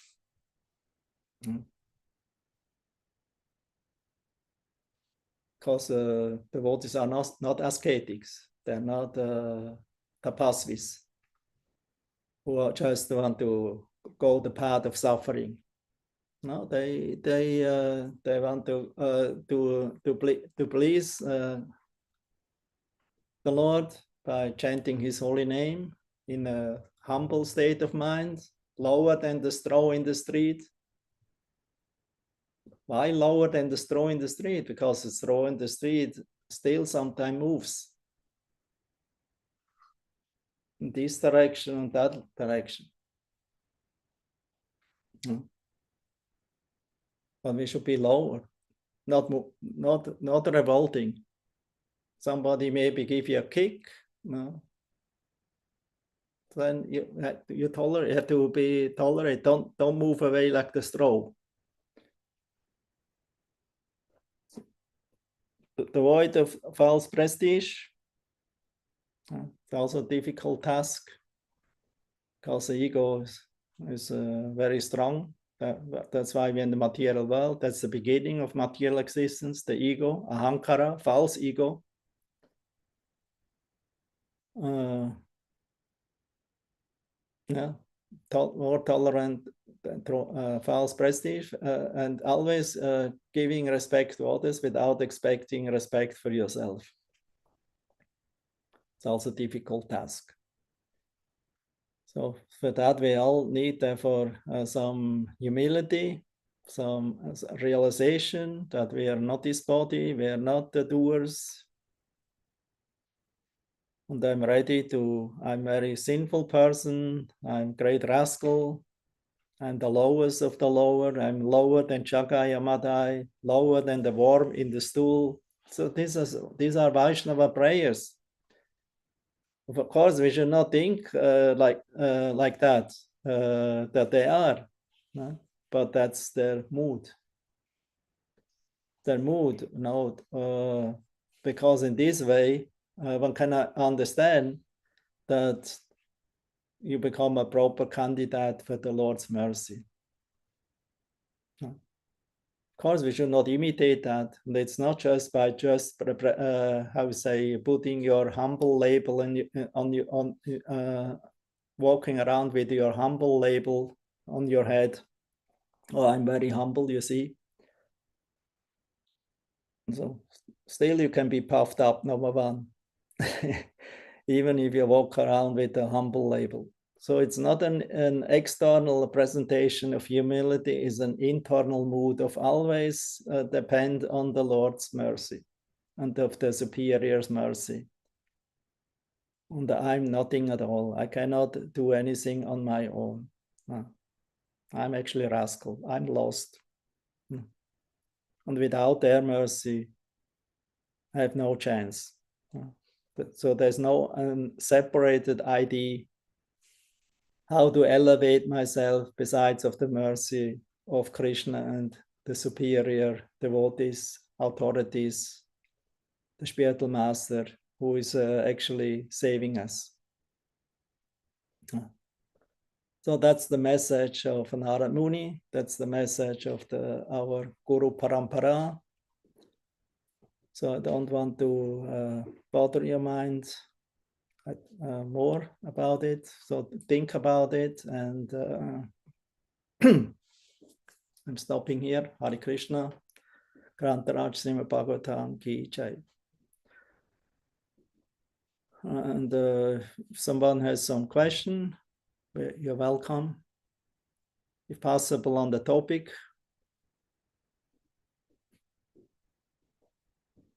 Hare Krishna, Guru Maharaj. I have one simple, practical, devotional question. Recently, 2 times I had discussion between devotees, and point is that they said something like first become a human, and then you become a Vaishnava. So I would, because I don't think it is correct to think like this, I would like you to comment on this point. Yeah. Yeah, that's easy. It means, you know, a human you already are. You have a human body, but a human means you have to behave like a human and not like an animal. Because if you are engaging in the four tendencies of the conditioned soul, to eat, to sleep, to mate, and to defend, this is also animal tendency. So if you're in the human form and you are proud, oh, I'm a human because I'm in a human body, that actually doesn't make you human. Human means civilized. It means has a certain characteristics, a behavior. Like to be a spirit soul means it has a characteristics, it has qualities. So to be a human also needs some qualification. And if you don't possess this qualification of dharmic behavior, it's very difficult to become a devotee. Of course, that's not the first class, criteria, because we heard also Hunter received Narada Muni's mercy.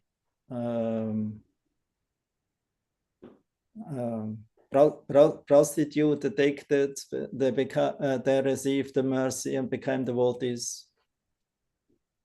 Drunkards, they ultimately get Virginia. hey, don't speak.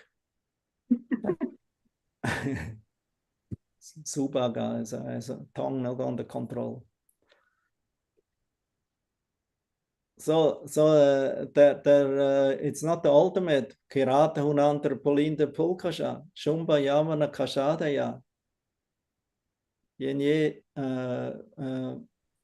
they all, although they're uncivilized men, they not belong to the Aryan or to the cultured people, who know the goal of life. Even they can become elevated and become devotees by the mercy of the Lord's devotees. Tasmat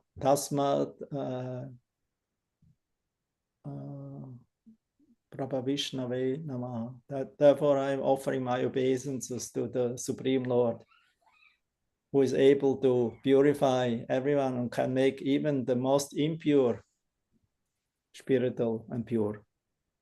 Like the sun, if something comes in contact with sunshine, naturally darkness and impurities go away. So as soon as we come in contact with Krishna's devotees and with Krishna's message of his qualities and holy name, then we are in the beginning stage of becoming purified, and then it doesn't matter anymore if you're human or an animal, because even animal can become devotee. It's rare, but we hear sometimes dog get the mercy. Hanuman, he was not a human. He was an, how we call this, Vanara. Vanara means kind of a monkey in Kimpurusha Varsha. He's residing now. So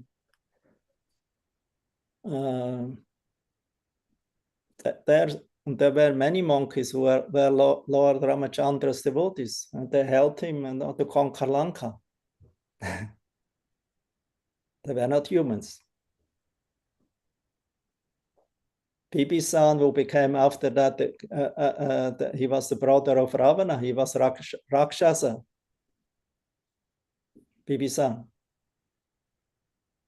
So after Ravana, he actually advised Ravana to release Sita. It's not right that you take Sita in possession. Give her back, otherwise you will be destroyed. Ravana didn't listen. He was so arrogant. So he expelled his brother, Bibhisan. He rejected him. So Bibhisan ultimately rejected Ravana also, and he went to Ram's side. So when he went, and then he offered his obeisances to Ram, please accept me as your servant. But the monkeys, they thought, oh, he's the brother of Ravana. He's a Rakshasa. He came here only as a spy in disguise of a surrendered devotee. He actually is very dangerous. But Lord Ramachandra said, no, yet it's not like that. Because it is my promise, my personal promise. Whoever comes to me, whoever it may be, even if he comes from the side of my enemies, so-called, if he surrenders unto me and says, my Lord, please accept me as your servant, I'm yours. From that day, that person is not anymore responsible for himself. I will take personal care. And that was Bibisan. And Bibisan, he became, after Ravana was killed, Lord Ramachandra personally installed him as the king of Lanka. And he offered him a deity. A deity of the Lord, what he worshipped for a long time.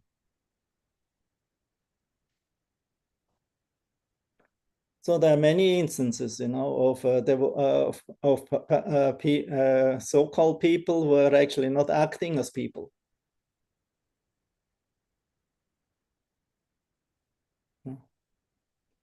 And we can also see, if you think, oh, I have to become people first. I have to become civilized first, therefore I have to establish Varnashram Dharma, because if we are becoming followers of Varnashram Dharma, then we are people. But the problem is, you cannot become a devotee of Krishna just because you are a people. Because Krishna is not partial. Krishna doesn't see people or animal or demigod or asura or rakshasa. He sees the devotion. Even an ant can be a great devotee, like the spider on the seashore of Lanka, in Cap Comorin, Sri Shaila. There, they were building the bridge with stones to Lanka. And there were mostly monkeys, They could carry big boulders from the mountains and throw them in the ocean to build a bridge. But some monkeys, they thought, oh, why the spider standing in our way? No. They criticized him, go away, because maybe we stamp over you and then you're finished. And that's anyway useless. What's the use of these small grains of sand what you throw in the ocean? That will not build a bridge. But Lord Ramachandra stopped him. Don't speak like that. You're maybe monkey Hanuman. You're very, very, very big and tall. And therefore, according to your estimation and greatness, you can carry whole mountains and boulders. But this spider, according to her size, actually doing the same as you. And after all, she is doing it with devotion, with bhakti, and therefore I accept her, like you also, as my servant. So that's Krishna. That's Vishnu Bhakti. So Vishnu or Krishna, they're very, very merciful. Therefore, they don't consider you if you're this or that. If you are now a Brahmana, if you are now a big donator, if you're building big temples, it doesn't impress them if you don't do it with bhakti. Many times I see these big people, followers of Varnashram, ultimately they don't develop Krishna bhakti. Then they only become people, civilized people. And what's the use? them to the civilized of the people, you know, if we are not becoming, if we don't have even a drop of bhakti towards Krishna and to Krishna's devotees. And even become puffed up and say, come first, Varnashrami, and then we can speak with you. No, Varnashram is not a goal. It's not even a part of bhakti. It doesn't belong to the 64 angas of bhakti yoga. It can maybe help us as a foundation because we're on the material platform to understand our nature or my tendencies and engage that in the service of Krishna or in karma yoga, as we say.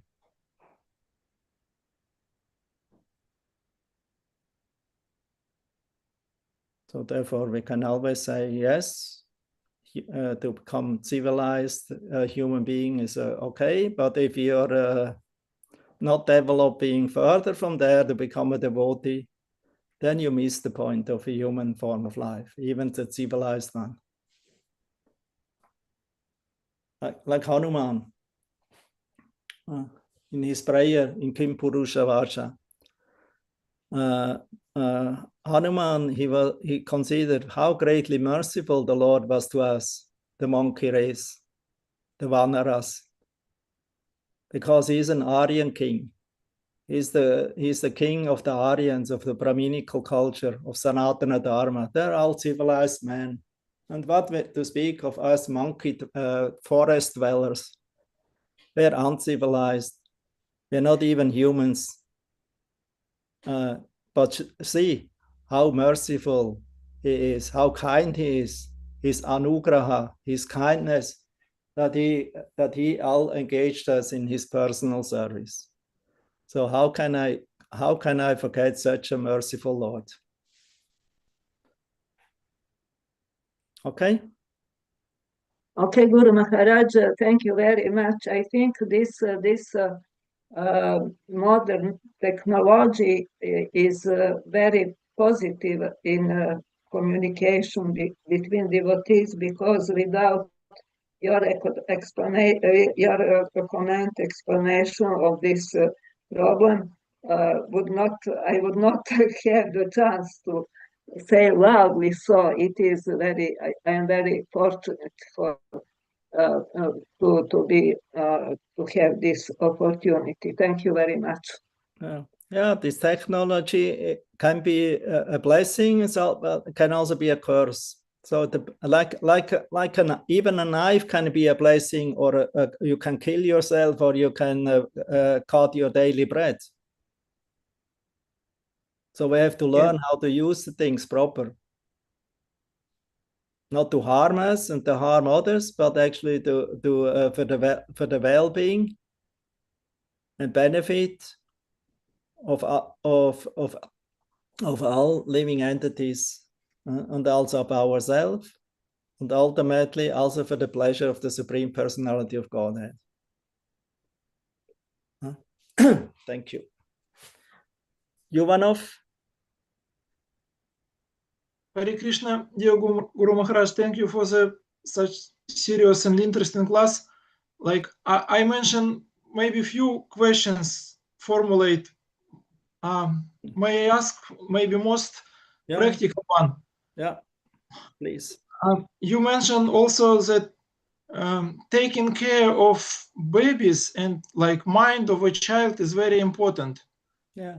And what is the point here? Because sometimes we hear examples that people grow in devotional like atmosphere, but then they become no devotees.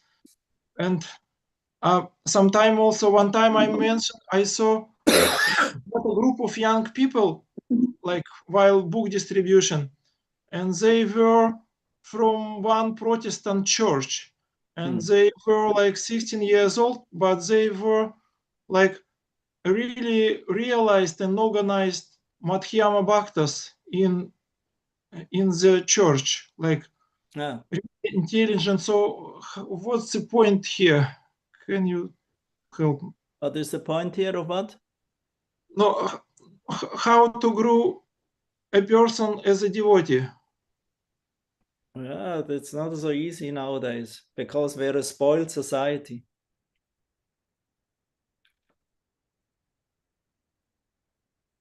Everyone thinks that what I'm doing, that's the right thing. And everyone is so much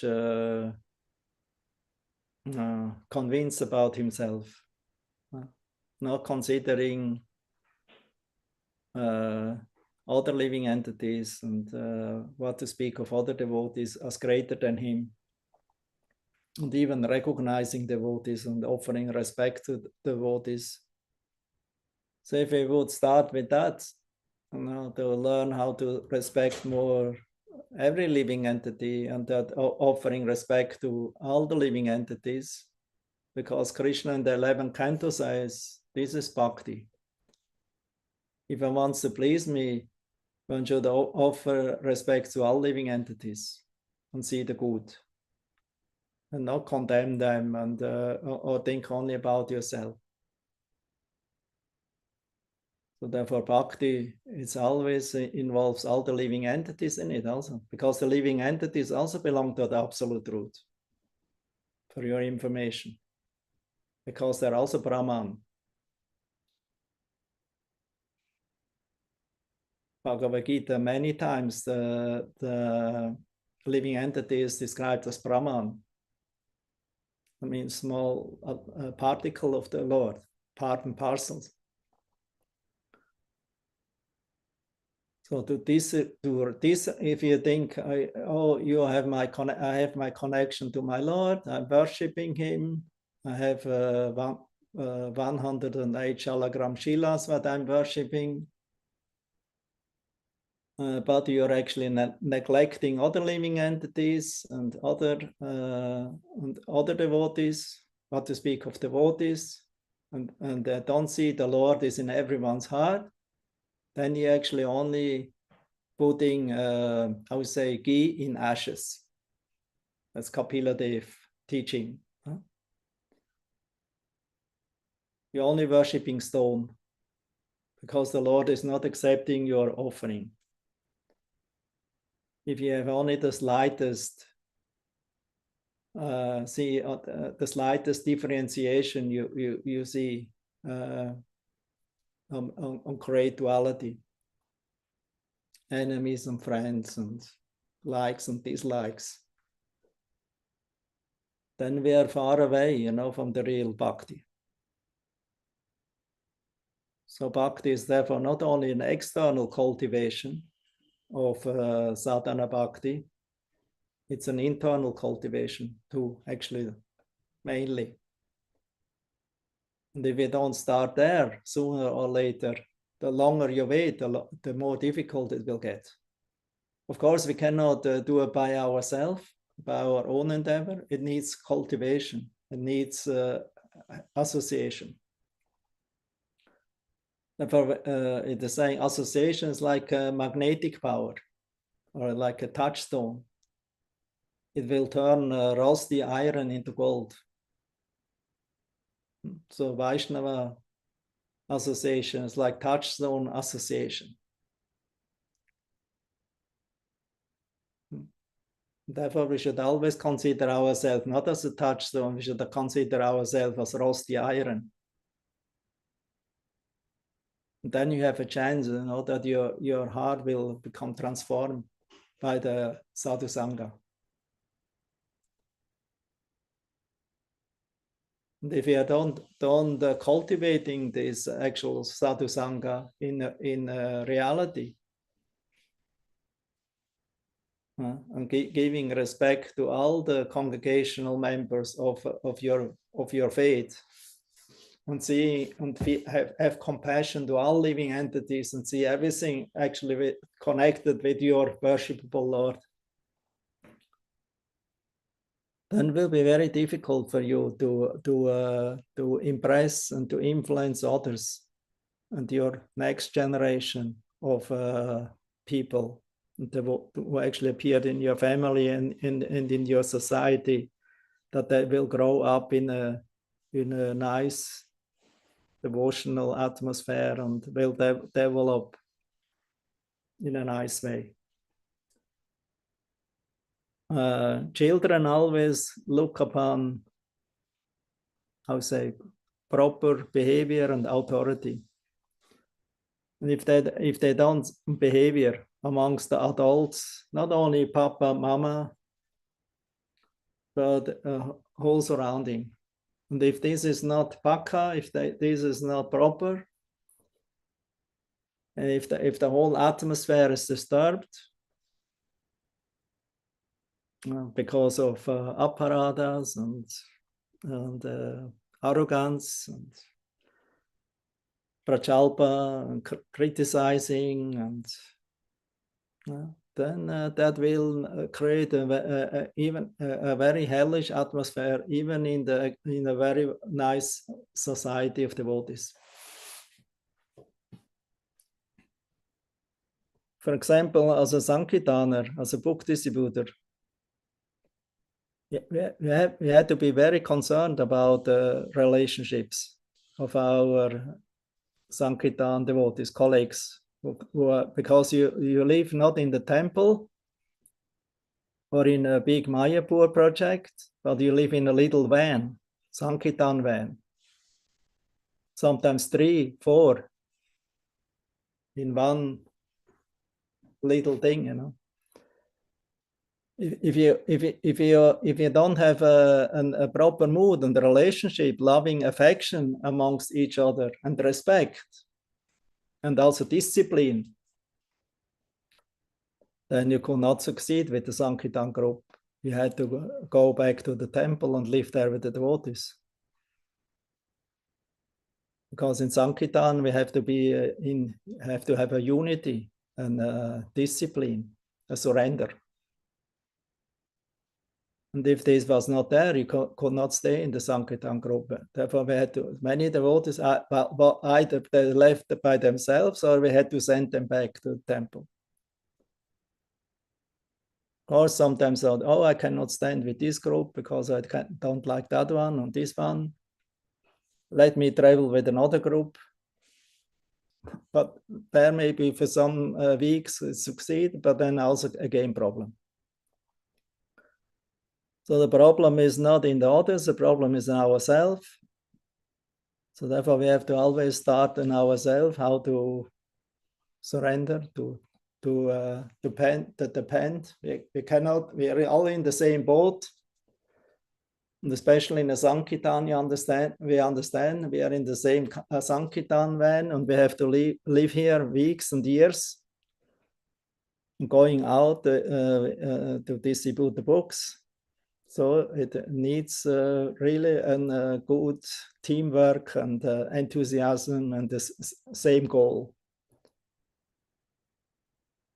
And that will attract others then. That will attract others.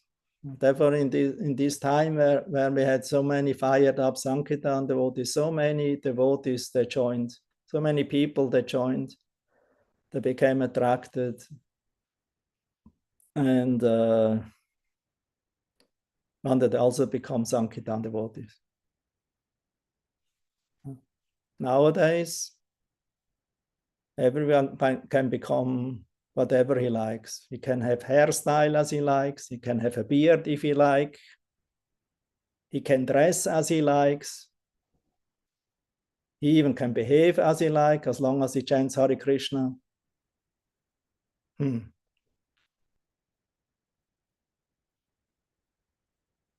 So therefore we have a lot of, I would say, foam in the nectar.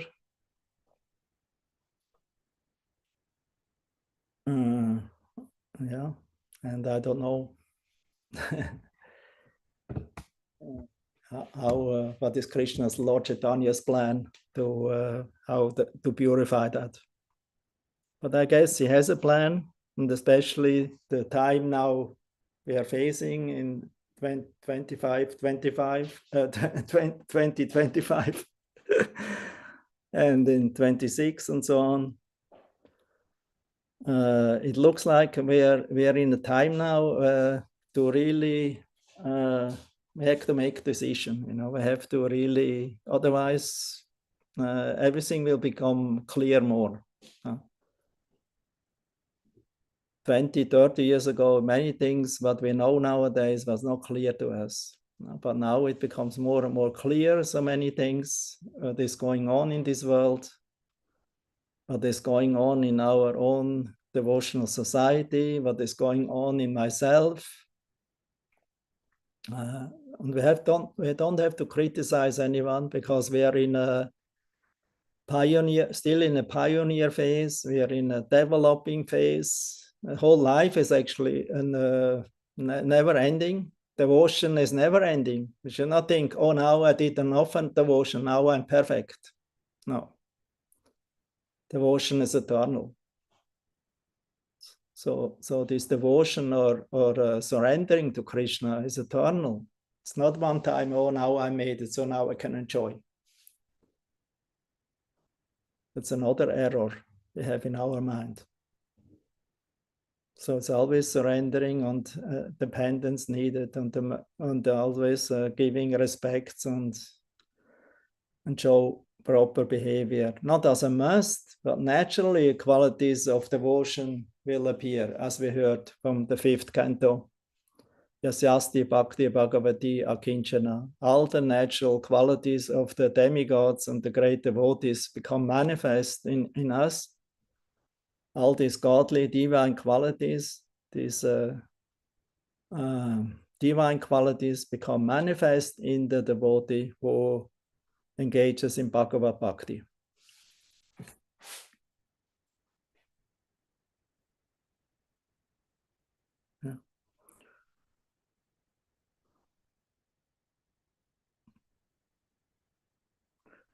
Yeah, I don't know if this answers your question. It's a very complex thing what you're presenting, Jovansky. Yes, thank you, Guru Maharaj. It's really helps to understand the point. We have to practice this now. Therefore, sometimes I consider it's more natural that every devotee should live their own life than to live in the society of devotee in a village or a community, because I see there's more tendency to see fault and to quarrel with each other. And I see as soon you see fault and quarrel and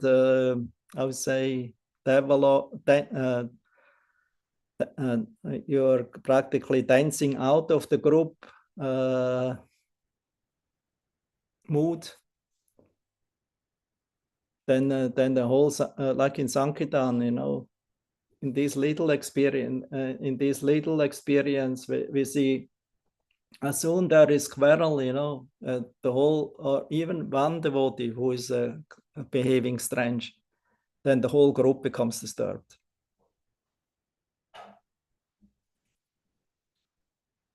So if you live actually,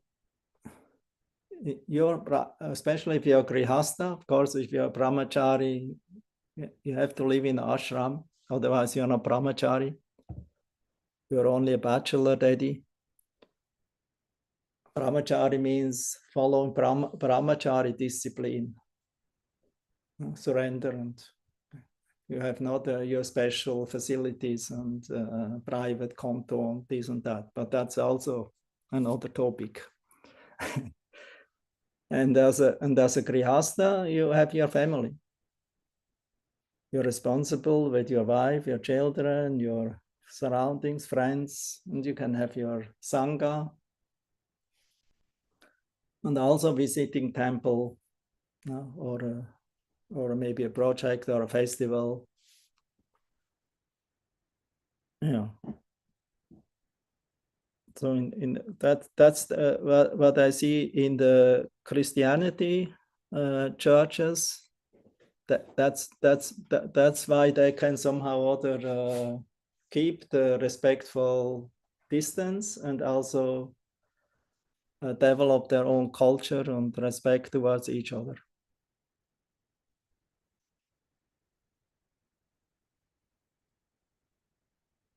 No.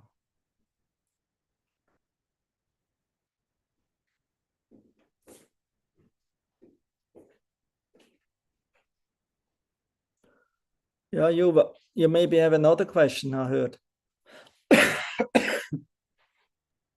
Yes, Guru Maharaj. So, thank you for that answer. Another question, like according maybe with philosophy. So you mentioned that Brahman and Paramatma are included in Bhagavan aspect. Yeah. But how it is like really, what is the point here? Because we know like from this Krishna Lila, Krishna never or quite rare shows his like all-pervading power as Brahman or Paramatma. That is just episodically. Mostly he act like a person. So what does it mean? Brahman and Paramatma include? Maybe that's like level of bliss or what? No, actually, the Krishna revealed to his Vrichabhasi associates the Brahmarandra. That means this Brahman experience and the experience of the spiritual world. But for them, it was just some kind of amazing thing, you know. It's not that they became more attracted to Krishna because of that, because they already attracted to Krishna as a Kanai, as the village darling. And everyone loved Krishna more than themselves and more than their own children and the cows like that. So Krishna was their life and soul. It doesn't matter if Krishna shows his supremacy of Aishwarya, of God's powers. It doesn't create more bhakti in them.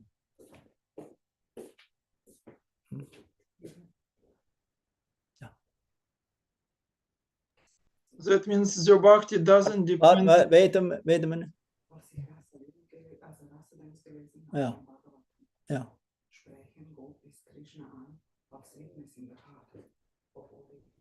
Ja, und jetzt musst du wegen dem Kreuz machen. Ja, aber kann man auch so machen. Das sind nicht Katholiken.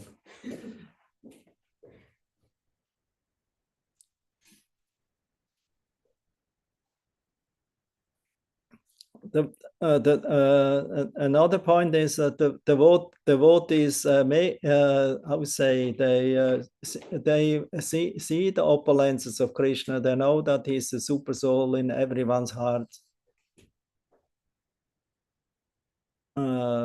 So they appreciate these kind of features, but it is not a main aspect, but they aspire for, because they just want to be with him and to serve him and to please him in whatever way, according to their nature, and Krishna likes to engage. So they're ready to accept. Because another thing is when Krishna told them they should go home after the rasa dance and meditate about him, and so in this way they always feel connection with him within their heart. Then they thought, sorry Krishna, we cannot do that. We are not yogis. We are just simple village girls. And we only have one heart and one love, and that's you. And we only want to be with you and to please you in whatever way we can. So the devotees have experience about these different aspects of Brahman and Paramatma, but they see it not separate. They see it in relation with Krishna. And if they see Krishna, if they see super soul in the heart, they want to see Shyama Sundar, Krishna, the Ishtadev in the heart. So ultimately, Paramatma is not different from Krishna. So Krishna reveals himself according to how we want to see him and surrender to him. Krishna reveals himself in that form and in that mood.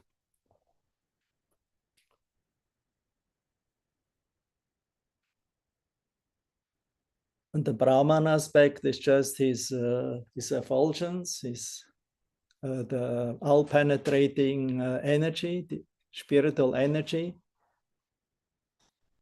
that actually supports the whole universe. Because if Brahman is not present, the material universe, Prakriti, cannot exist. It only has life, and it can grow and be maintained because of the presence of Brahman, of this divine energy of the Lord. Krishna himself, he says, because I'm present in this universe everywhere, therefore this universe is supported, and everything rests on him like pearls on a thread. If the thread is taken out from the pearls will just drop in all different directions. So the Brahman aspect was not different from Krishna. It's also Krishna, but in an impersonal, energetical way. If this personal energy of the Lord, what is not different from him, is not present, we cannot keep any unity in every atom and every part of this world will fly up, will lose its connection to each other. So the connection with each other, what keeps us all together, is actually the Brahman. And that Brahman is Krishna, and ultimately, if we are, because Brahman is eternal, Brahma Satya, Jagat Mrita, that's the slogan.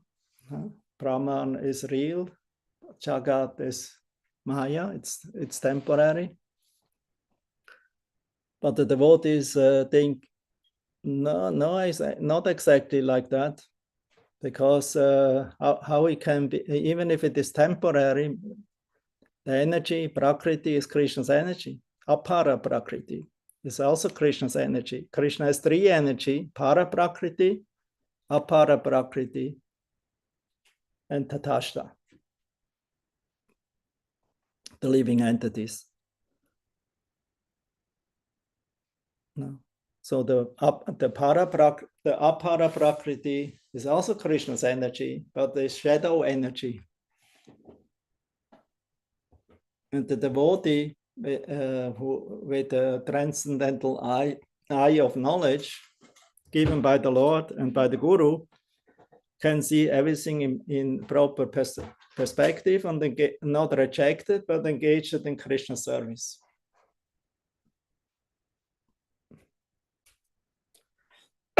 Because in this way, the living entity who is entangled, conditioned by the gunas, will become liberated, because it become purified, because it engages the energy in Krishna's service. Therefore, will not become entangled by the action and reaction of karma. Therefore, this is called Naish karma. It's action without reaction. Okay? Yes, Guru Maharaj, thank you very much. Okay. That's all? I have some other written question. Okay. May I ask? Yeah, okay. Make an exception. You also mentioned that sometimes Krishna act as a guru, like now we read the center where Krishna explains Sankhya philosophy and so on. So how it's actually like the mood Krishna as Supreme Lord, how it transformed to this mood of guru, something like this. Yeah. Who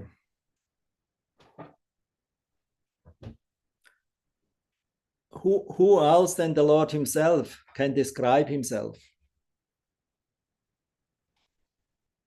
It can only be Krishna or somebody who gets empowered by Krishna. So that means the only person who actually knows who Krishna is Krishna himself. Because in the beginning was nobody else than him. So who can know and who can describe Krishna? Brahma one time he thought, I know Krishna. So I got instructions from him, and I got a realization experience from him from in beginning of creation. And I know Krishna. But then later on, when he got the Brahma Vimohana experience, then he prays, I thought I was so foolish and I dared to think that I know Krishna. But now I can say I don't know anything. I'm fool. And then he also further told, maybe the day will come when the scientists can calculate all the atoms of the universe with their technology, or count all the snowflakes falling from the sky. But still, they will not understand the farthest thing or the smallest thing of the Lord, of his wonderful qualities, who are Ananta, because he's Ananta. He has no beginning and he has no end. And he's Asama Urdhva. He's not experienced by our material senses. So he's only understood when the Lord reveals himself out of his own sweet choice. Brahma was looking after Krishna in the beginning. Everything was dark. He could not find. Only then when he heard Tapa, the transcendental sound above him, coming from above, then he understood, oh, I have to restrain my senses and concentrate myself and to receive further instruction. And then he got further instruction of Krishna, where he spoke the Chatur Sloki Bhagavatam.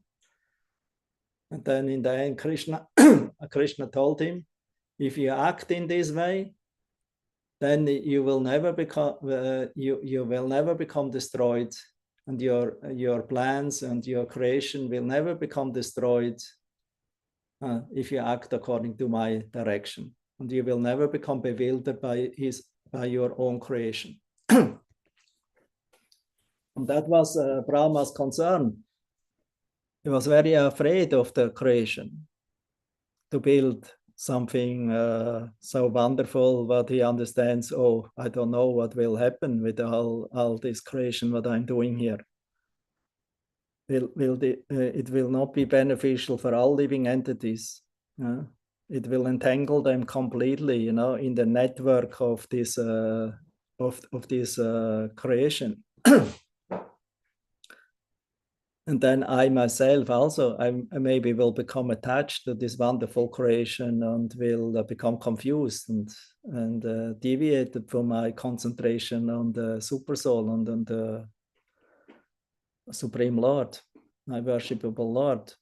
So he was very much afraid that he will become a victim of his own creation. That's actually the problem for all the so-called Brahmas, little Brahmas in this world, who now create so many things. They actually should be very much afraid. Because if they don't act on the knowledge and guidelines of Krishna and always see Krishna everywhere, in all time, place, and circumstances, and even in the space, then they will become bewildered and will destroy themselves and others with them.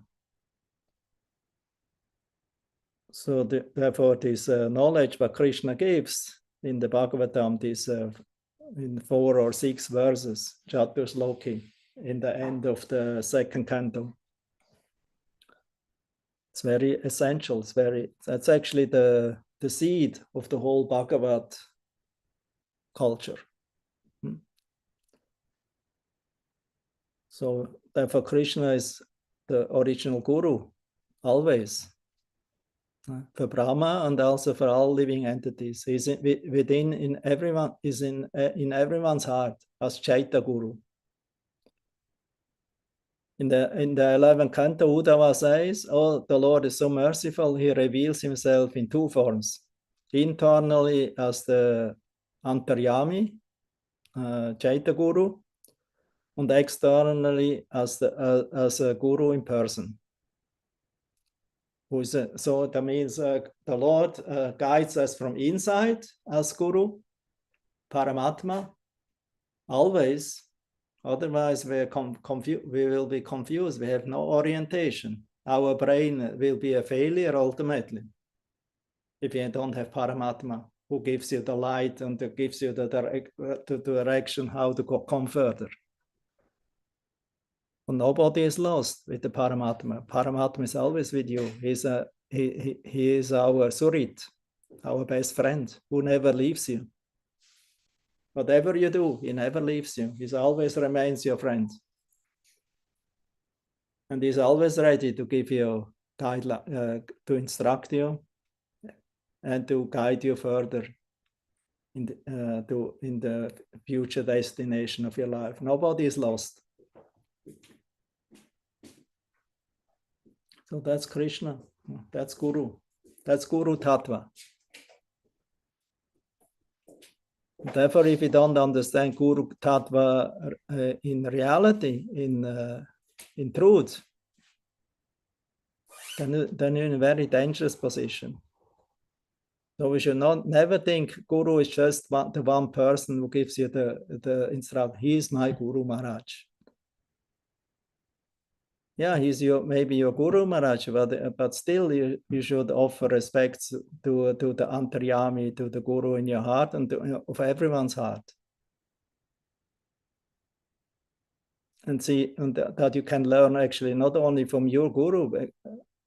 So therefore, what is Guru Tattva? Guru gives you, the living Guru outside gives you instruction, what you maybe already received within the heart, or whatever instruction he gives you also will be confirmed in your heart by Paramatma. And then you also will learn how to learn from others around you who also have Paramatma in the heart, where Paramatma will come to you in a positive or in a negative way to give you a certain lesson. This you can learn from the how many gurus? 24 gurus. What a devotee accepted, a great sage, Python yogi. In the 11th canto, you can read about it, how he learned from 24 gurus. And ultimately, there are so many gurus who can come to you and guide you. And this we should always see Krishna is actually guiding you. He's the ultimate guru. And in many prayers in the Bhagavatam, we always hear from the realized devotees that ultimately Krishna is our supreme guru and well-wisher and teacher. And we cannot guide anything without his mercy. And for even those who are acting as guru, they should not think, oh, I'm guru, just to accumulate money and followers and prestige and facilities. That's very dangerous then. The main concern of somebody acting as guru is always to act like a media, like a channel to deliver the message, not coming from you, it's coming from above. And it's coming actually from your heart, from the super soul.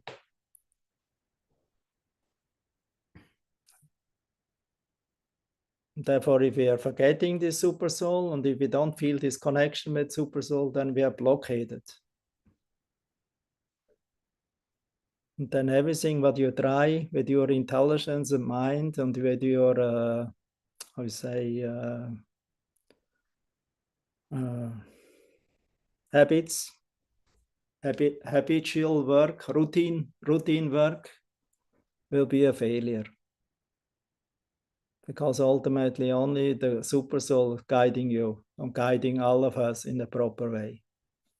Therefore, he is our real ever well-wisher.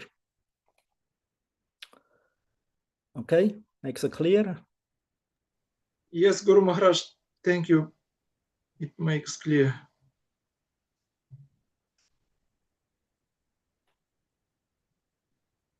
Okay, good. Then we can stop here, or there's one more question.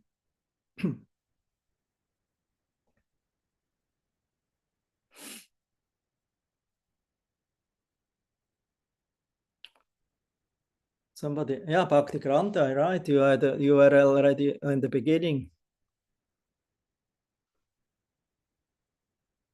He's always very shy, always very humble, waiting. And then even if you have no chance to ask anymore, oh, what can I do? He accepts. Okay, don't wait too long. Yes, dear Gurudev, please accept my humble obeisances and thank you for wonderful class, wonderful answers to Yuva Prabhu questions. And I would like to ask you two short questions. One is, you have mentioned over the middle of the class that one who is engaged in Nama Sankirtana is already liberated. So please, can you elaborate a little more on this point and explain it? Thank you. There are two understandings or explanations what is Nam Sankirtan. Nam Sankirtan is not, I would say, superficial chanting. If we are chanting on our own on the japa, on the beats, this is called japa mantra meditation. Also japa. Japa means soft chanting. This you do for your own benefit, for your own personal purification and connection and the relationship with the Supreme Lord through japa mantra chanting. But Nam Sankirtan is either the combined chanting in a group of devotees who all come together chanting the holy name. Therefore, Lord Chaitanya told Param Vichayate Sri Krishna Sankirtan. That is the victory or glory, all glories to the Nam Sankirtan, because the Nam Sankirtan, if you chant in groups together, then you have no chance, for contemplation or to think about anything else. If you are alone in japa or in meditation, the mind can deviate. But in Nam Sankirtan, if you are there in the middle of the fire of Sankirtan, this is practically not possible. Of course, it's always possible, but is more likely powerful and effective than any other process of meditation or japa. Therefore, Sankirtan is above meditation. But that meditators are not accepting. If you only engage in Nam Sankirtan without the inner experience of Sankirtan, that means the complete absorption in the holy name, and that the name is not different from Krishna, then they will not accept. No, they think the meditation is more important. Because if you are, as we see many times, we do ritualistically out of habit, We perform our worship, we chant our japa, but with the mind, we are not really there. And sometimes we don't even remember, have I chanted now? Have I chanted my Gayatri 3 times or not? Have I worshipped the deities properly or forgot something or neglected something? So therefore this manasa, this chanting in the mind and also the whole process in the mind to absorb, like a rasagula who is completely drenched by the sugar.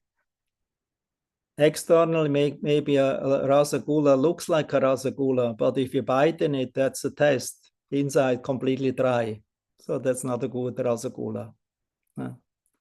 Although it looks very good outside. So Nam Sankirtan can look very good outside, but if it doesn't come from the heart, that we also read in the purport today, if it is not coming from inside, from your heart and with your whole heart and love and devotion and life energy, 110% engaged in it, then the full result of Nam Sankirtan will not be effective. Of course, 100% or 110% is maybe not from one day to another realized, but by practice and by steady endeavors for years and years, the result should be developed. That means we should have some experience and some change in the heart. But don't become puffed up and think now you're progressing and now I'm already certain elevated platform. We should always consider ourselves as as dependent on mercy and appreciate always as good association and also the association of the Lord, the kindness of Him, like that. So we always need, great need, and this thirst, this this lauliam, this enthusiasm, and enthusiasm is born from a thirst, from an eagerness. That's the price. And as it is said, if you are able to pay this price of lauliam or this enthusiasm to chant the holy name and to hear about Krishna Katha, absorbing your mind in this Bhagavad Katha, Bhagavad books, then that will give the change in the heart. That gives you a great relish, a great taste, and that creates the transformation. Tatvag visarga janataga viplavo yasmin pratishloka abadavati api nam nama ananta yashon kintani va shrinvanti gayanti grinanti sadhava. Therefore the great sages and devotees, they're always accepting this transcendental sound vibration of Krishna Katha and also the chanting of the holy name as a life elixir. So they accept. Shrinvanti, they hear about it. Shrinvanti, Gayanti, they speak about it, they glorify it. Shrinvanti, Gayanti, Grinanti. Grinanti means accepting it. They accept the process. Shrinvanti, Gayanti, Grinanti, Sadhava. The Sadhavas, the pure-hearted souls. Don't have to be a sage. Just be a little pure-hearted, open-minded, udharati, tivrena bhakti yogena yachita param. Akama sarva kamava moksha kama dharati Tivrena bhakti yogena yachita purusham param. So if you are full of desire, without desire, or for desire for liberation, if you're a little have a broad mind or elated mind who is enthused in this direction, then you should always approach Krishna through Bhakti Yoga. Akama sarva kamava moksha kama udharati tivrena bhakti yogena yachita purusham param.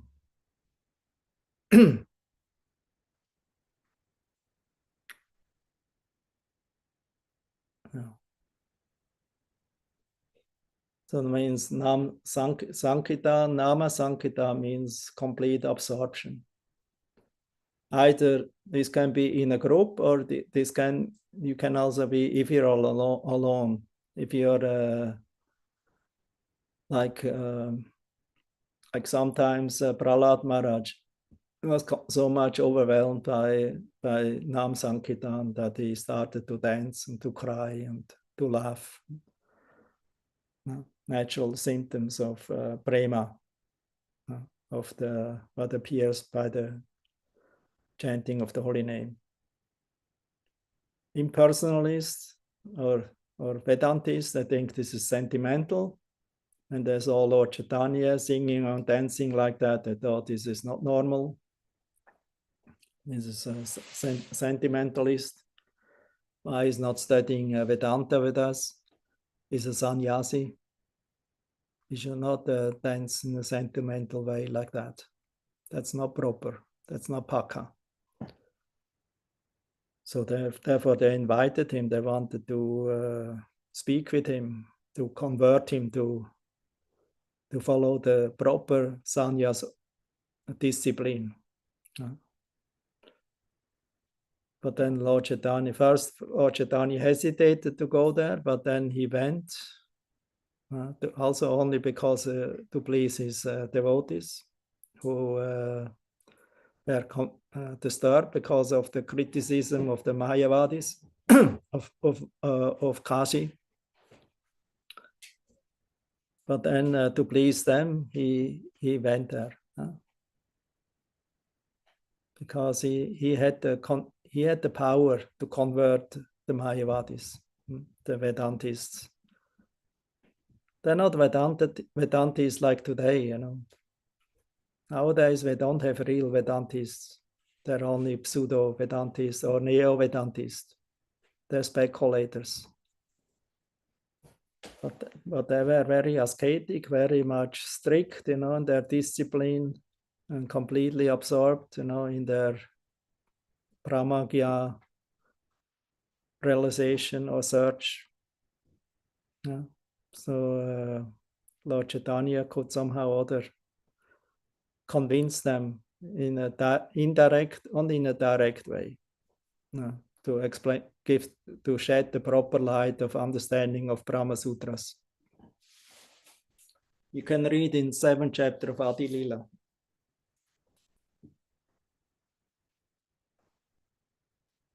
Okay. Grantaji. Okay, dear Gurudev, thank you very much. Good. Hare Krishna. Can I ask another short question, or for next time? No, it's okay. If it is relevant. Thank you so much for opportunity.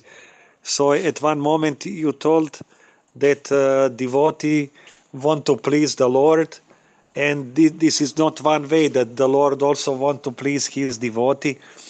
And I was speaking recently with some devotee friends from Serbia and Croatia, and we cannot find ourselves the conclusion. So we decided to put this question before you to help us to understand.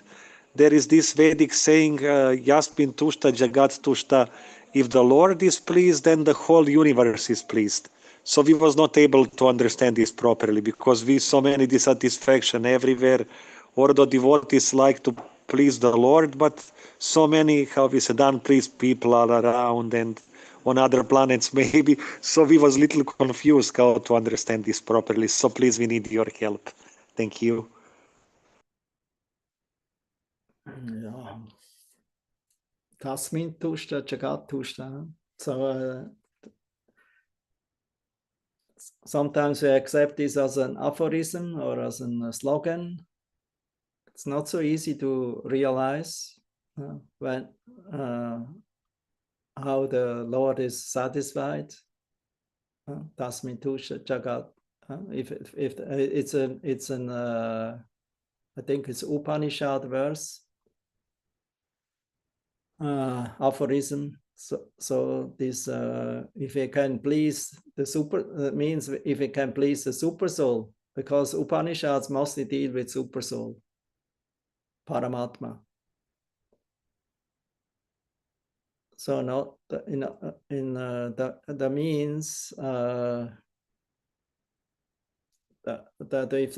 if you can somehow or other act under the direction of the super soul, not do something on your own or whimsical or according to your way or your nature, but you act under the super soul. Nobody can counteract that. Not possible. So everyone's ultimately will become very pleased to see a devotee or a personality who is completely inspired from himself with when the Lord in his heart is pleased with him. Nobody can counteract, nobody can be envious on that. Because those who will become envious on such a personality, they will just harm themselves. So that's not the problem of that devotee. The devotee is still the well-wisher and wishing you good and the best. Because he doesn't see any enemies anymore. He doesn't see friends anymore on the material term, or relatives, or certain nationalities, or colors.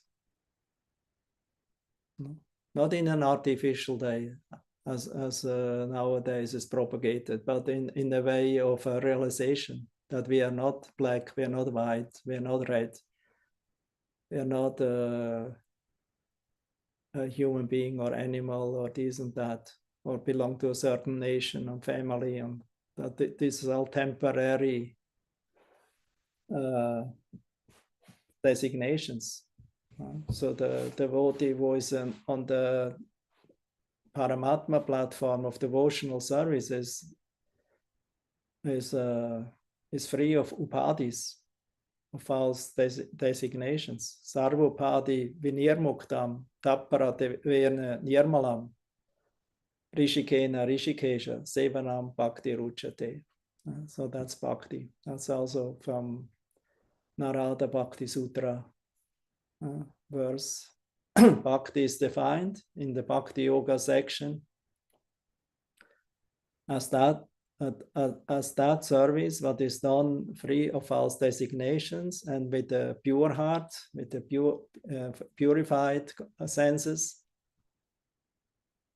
pleasing the senses of the Lord, Rishikena.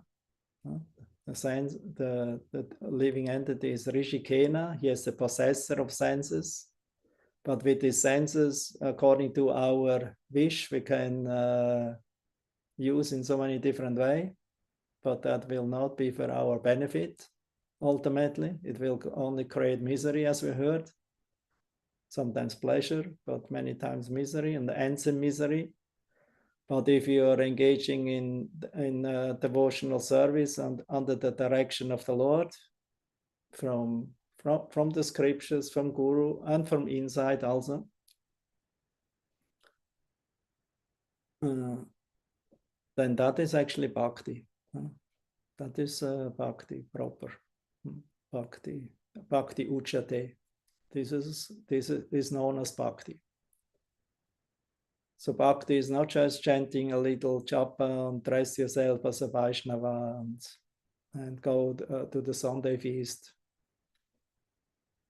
So And then besides that, in your free time, you do whatever you like. So it's all the time, in any place, any circumstances.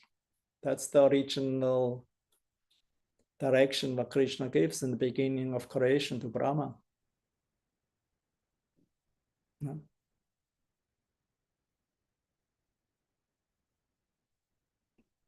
And if you have and if a devotee has this experience and this realization of Paramatma, then he has no enemy. He has no, how to say, Dira, Adira. They, like the six Goswamis, the Dira and Adiras, they respected them. So they could not feel any animosity towards such great souls.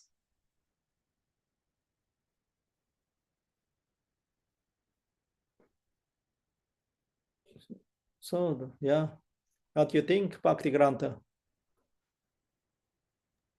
Yeah, I think, dear Guru Maharaj, I can just continue to listen without thinking so much.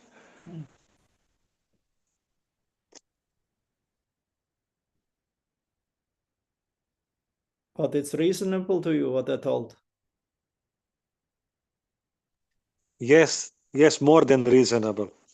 And More so than, many, yes, more than reasonable. more than reasonable. Yes. So reasonable, Maharaj. Besides, super reasonable. Yes, we can say like this also. Okay. Maharaj, here is Avaduta with a small question related to this one. Yeah. Ajata Shatru was, I think, the name of Yudhishthir. Yudhishthir, why you think? Why you think? You're not sure? Yeah, no, I'm sure I remember. He also then say that was his name. Ajata Shatru, and of course he didn't have enemies, but he had many enemies. He was not inimical to others, but others were inimical to him. So this Dira Adira now is questionable. Huh? This is my. That's your question. Yeah. I'm speculating. Yeah, it was not his problem, because from his point of view, there was no enemy. He even thought, let them have the kingdom, let us go to the forest, and or we will be happy if they give us 5 villages. But Krishna had another plan. So, but from Yudhishthir's point of view, not everyone was agreeing with him. Actually, he was the only one. Everyone else had another opinion. Even his wife, she thought this is nonsense what he's doing. But what can I do? I'm his wife, so I have to surrender,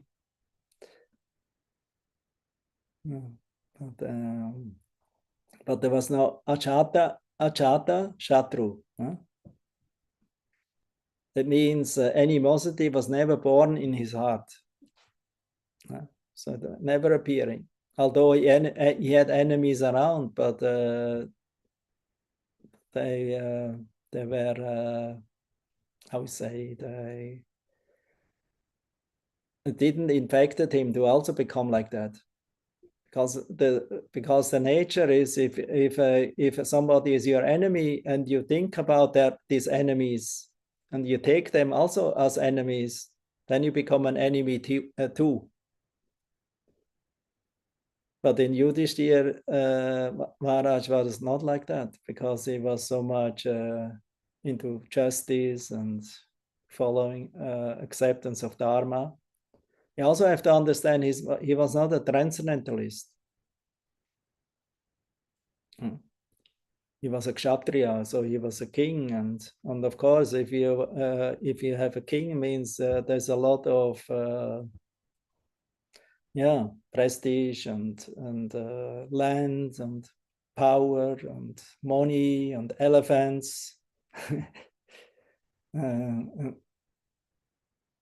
Yeah, and a lot of facility you get as a king. And therefore, naturally, somebody may be not, they were actually not envious or how we say, animals to Yudhishthira as a person. Everyone had actually admired him of his great qualities and devotion. And yeah, and especially qualities of being gentle and I would say charitable and open, and also how you could see an enemy in him or become his enemy. So they became only enemy to his possessions and to his powers, but that was external. As a devotee, nobody could be enemy of him. And he was a devotee, like although he was acting as a kshatriya, he was not acting as a yogi. Arjuna wanted to become a yogi, right? A brahmana, retire from kshatriya work because he didn't want to fight. But Krishna told him no. But Krishna also told him, be always a yogi. So how to understand that? Yeah, because ultimately he should become a spiritual warrior. Because the yogi concentration on Paramatma or Brahman, and the Kshatriya concentrating of follow the order of the Supreme Personality of Godhead is ultimately the same. So both have to be very much 100% concentrated and fixed. Although Krishna explained yoga process to Arjuna, Arjuna told, I cannot do that because my mind is very whimsical for this kind of solitary meditation. I'm not made for that.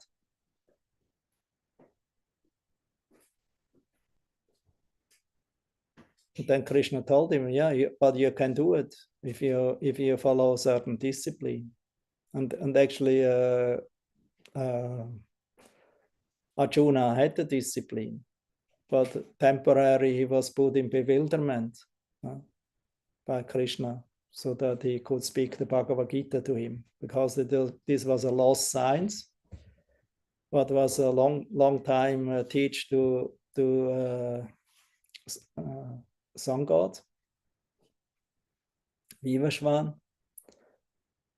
but it went lost in due course of time. And so Krishna told, I will speak again at this same science of Bhagavad Gita to you now, because you are my devotee, you're very dear to me, and you're loyal to me, and you're my friends. I know you will not misuse this information. It will be in the proper hands, and therefore I will reveal it to you because you are very dear to me. You're priyosime. You're very priya, means very dear. So that's Krishna. Krishna is the devotee is more dear to himself than himself. And and through the devotees, he can do everything. He can even break his own promise. And he can also speak many things, even not related directly with the Kshatriya work and with the situation facing war. Now we can doubt, was this reasonable? Was this necessary that Krishna spoke? Yes, it was very necessary, because it was on the high peak of the fullest concentration where the whole world is watching, in the beginning of the Kurukshetra war. There not the war itself started in beginning. First, there was a doubt. Is it necessary now? Should I do it? Better I don't do it, because I see amongst these warriors, there are many of my brothers and relatives, very dear to me, respectable superiors even. So how can I take part in this warfare? Because I will get a great karma for that. So he was very concerned, and I will do so much violence to others, and this will not give me a good fortune in this life nor in the next. So therefore, I better retire from this warfare. So he became very, in one sense, from the human point of view, we think, yes, bravo, Arjuna, you're so great, you know. You're so wonderful person, so compassionate and ready to give, to even withdraw from war, and for the welfare of others. Yeah. So Arjuna was ready. Let them have the kingdom, you know.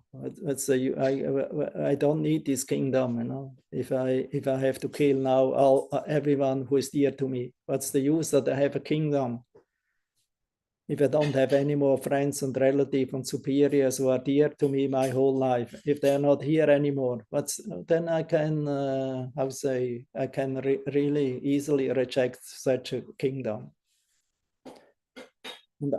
And Yudhishthira, he thought exactly the same. For him, the kingdom was not needed.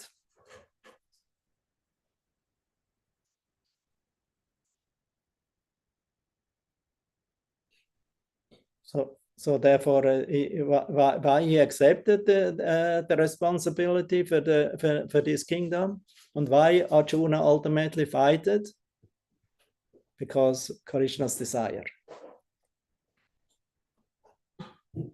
And Krishna's desire is, we cannot say, oh, it is now Krishna's desire that we can have war everywhere. It is not God's desire. Because that was a special situation. Nowadays, we don't have such special situation. Therefore, nobody can nowadays say, God wants to have war. War is always many times man-made, and therefore it leads to so many deaths, innocent people. Who is going to the war nowadays? It's not the Kshatriyas, those who are trained as warriors,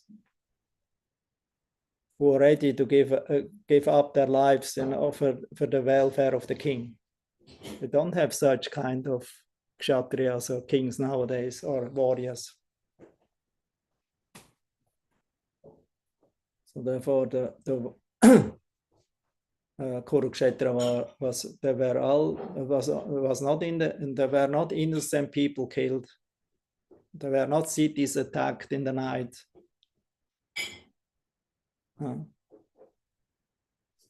So all these things were not done. Only in the end, one crazy man who became a little nuts, there was Ashvatthama, he killed unrighteously, but he also got his chastisement by Arjuna and by Krishna himself. Although maybe you say, oh, he was not killed, he survived ultimately. But you know, if you made such a terrible crime and you have to remain alive, that's worse than that.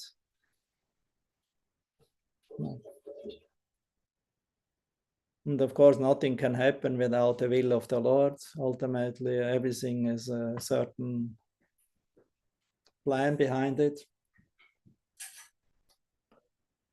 And yeah, therefore it's also saying it's sometimes very difficult to understand the plans and the desires of the Lord. Therefore, better one just be humble and surrendered, and don't chastise Krishna and the Supreme Lord, why he's doing this and why he's doing that. Who are we? He knows why he did like this or tolerated like this, but we have to do our part, and that we should be concerned of, not to see what Krishna has to do. Yeah, it's also a complicated topic, aber yeah.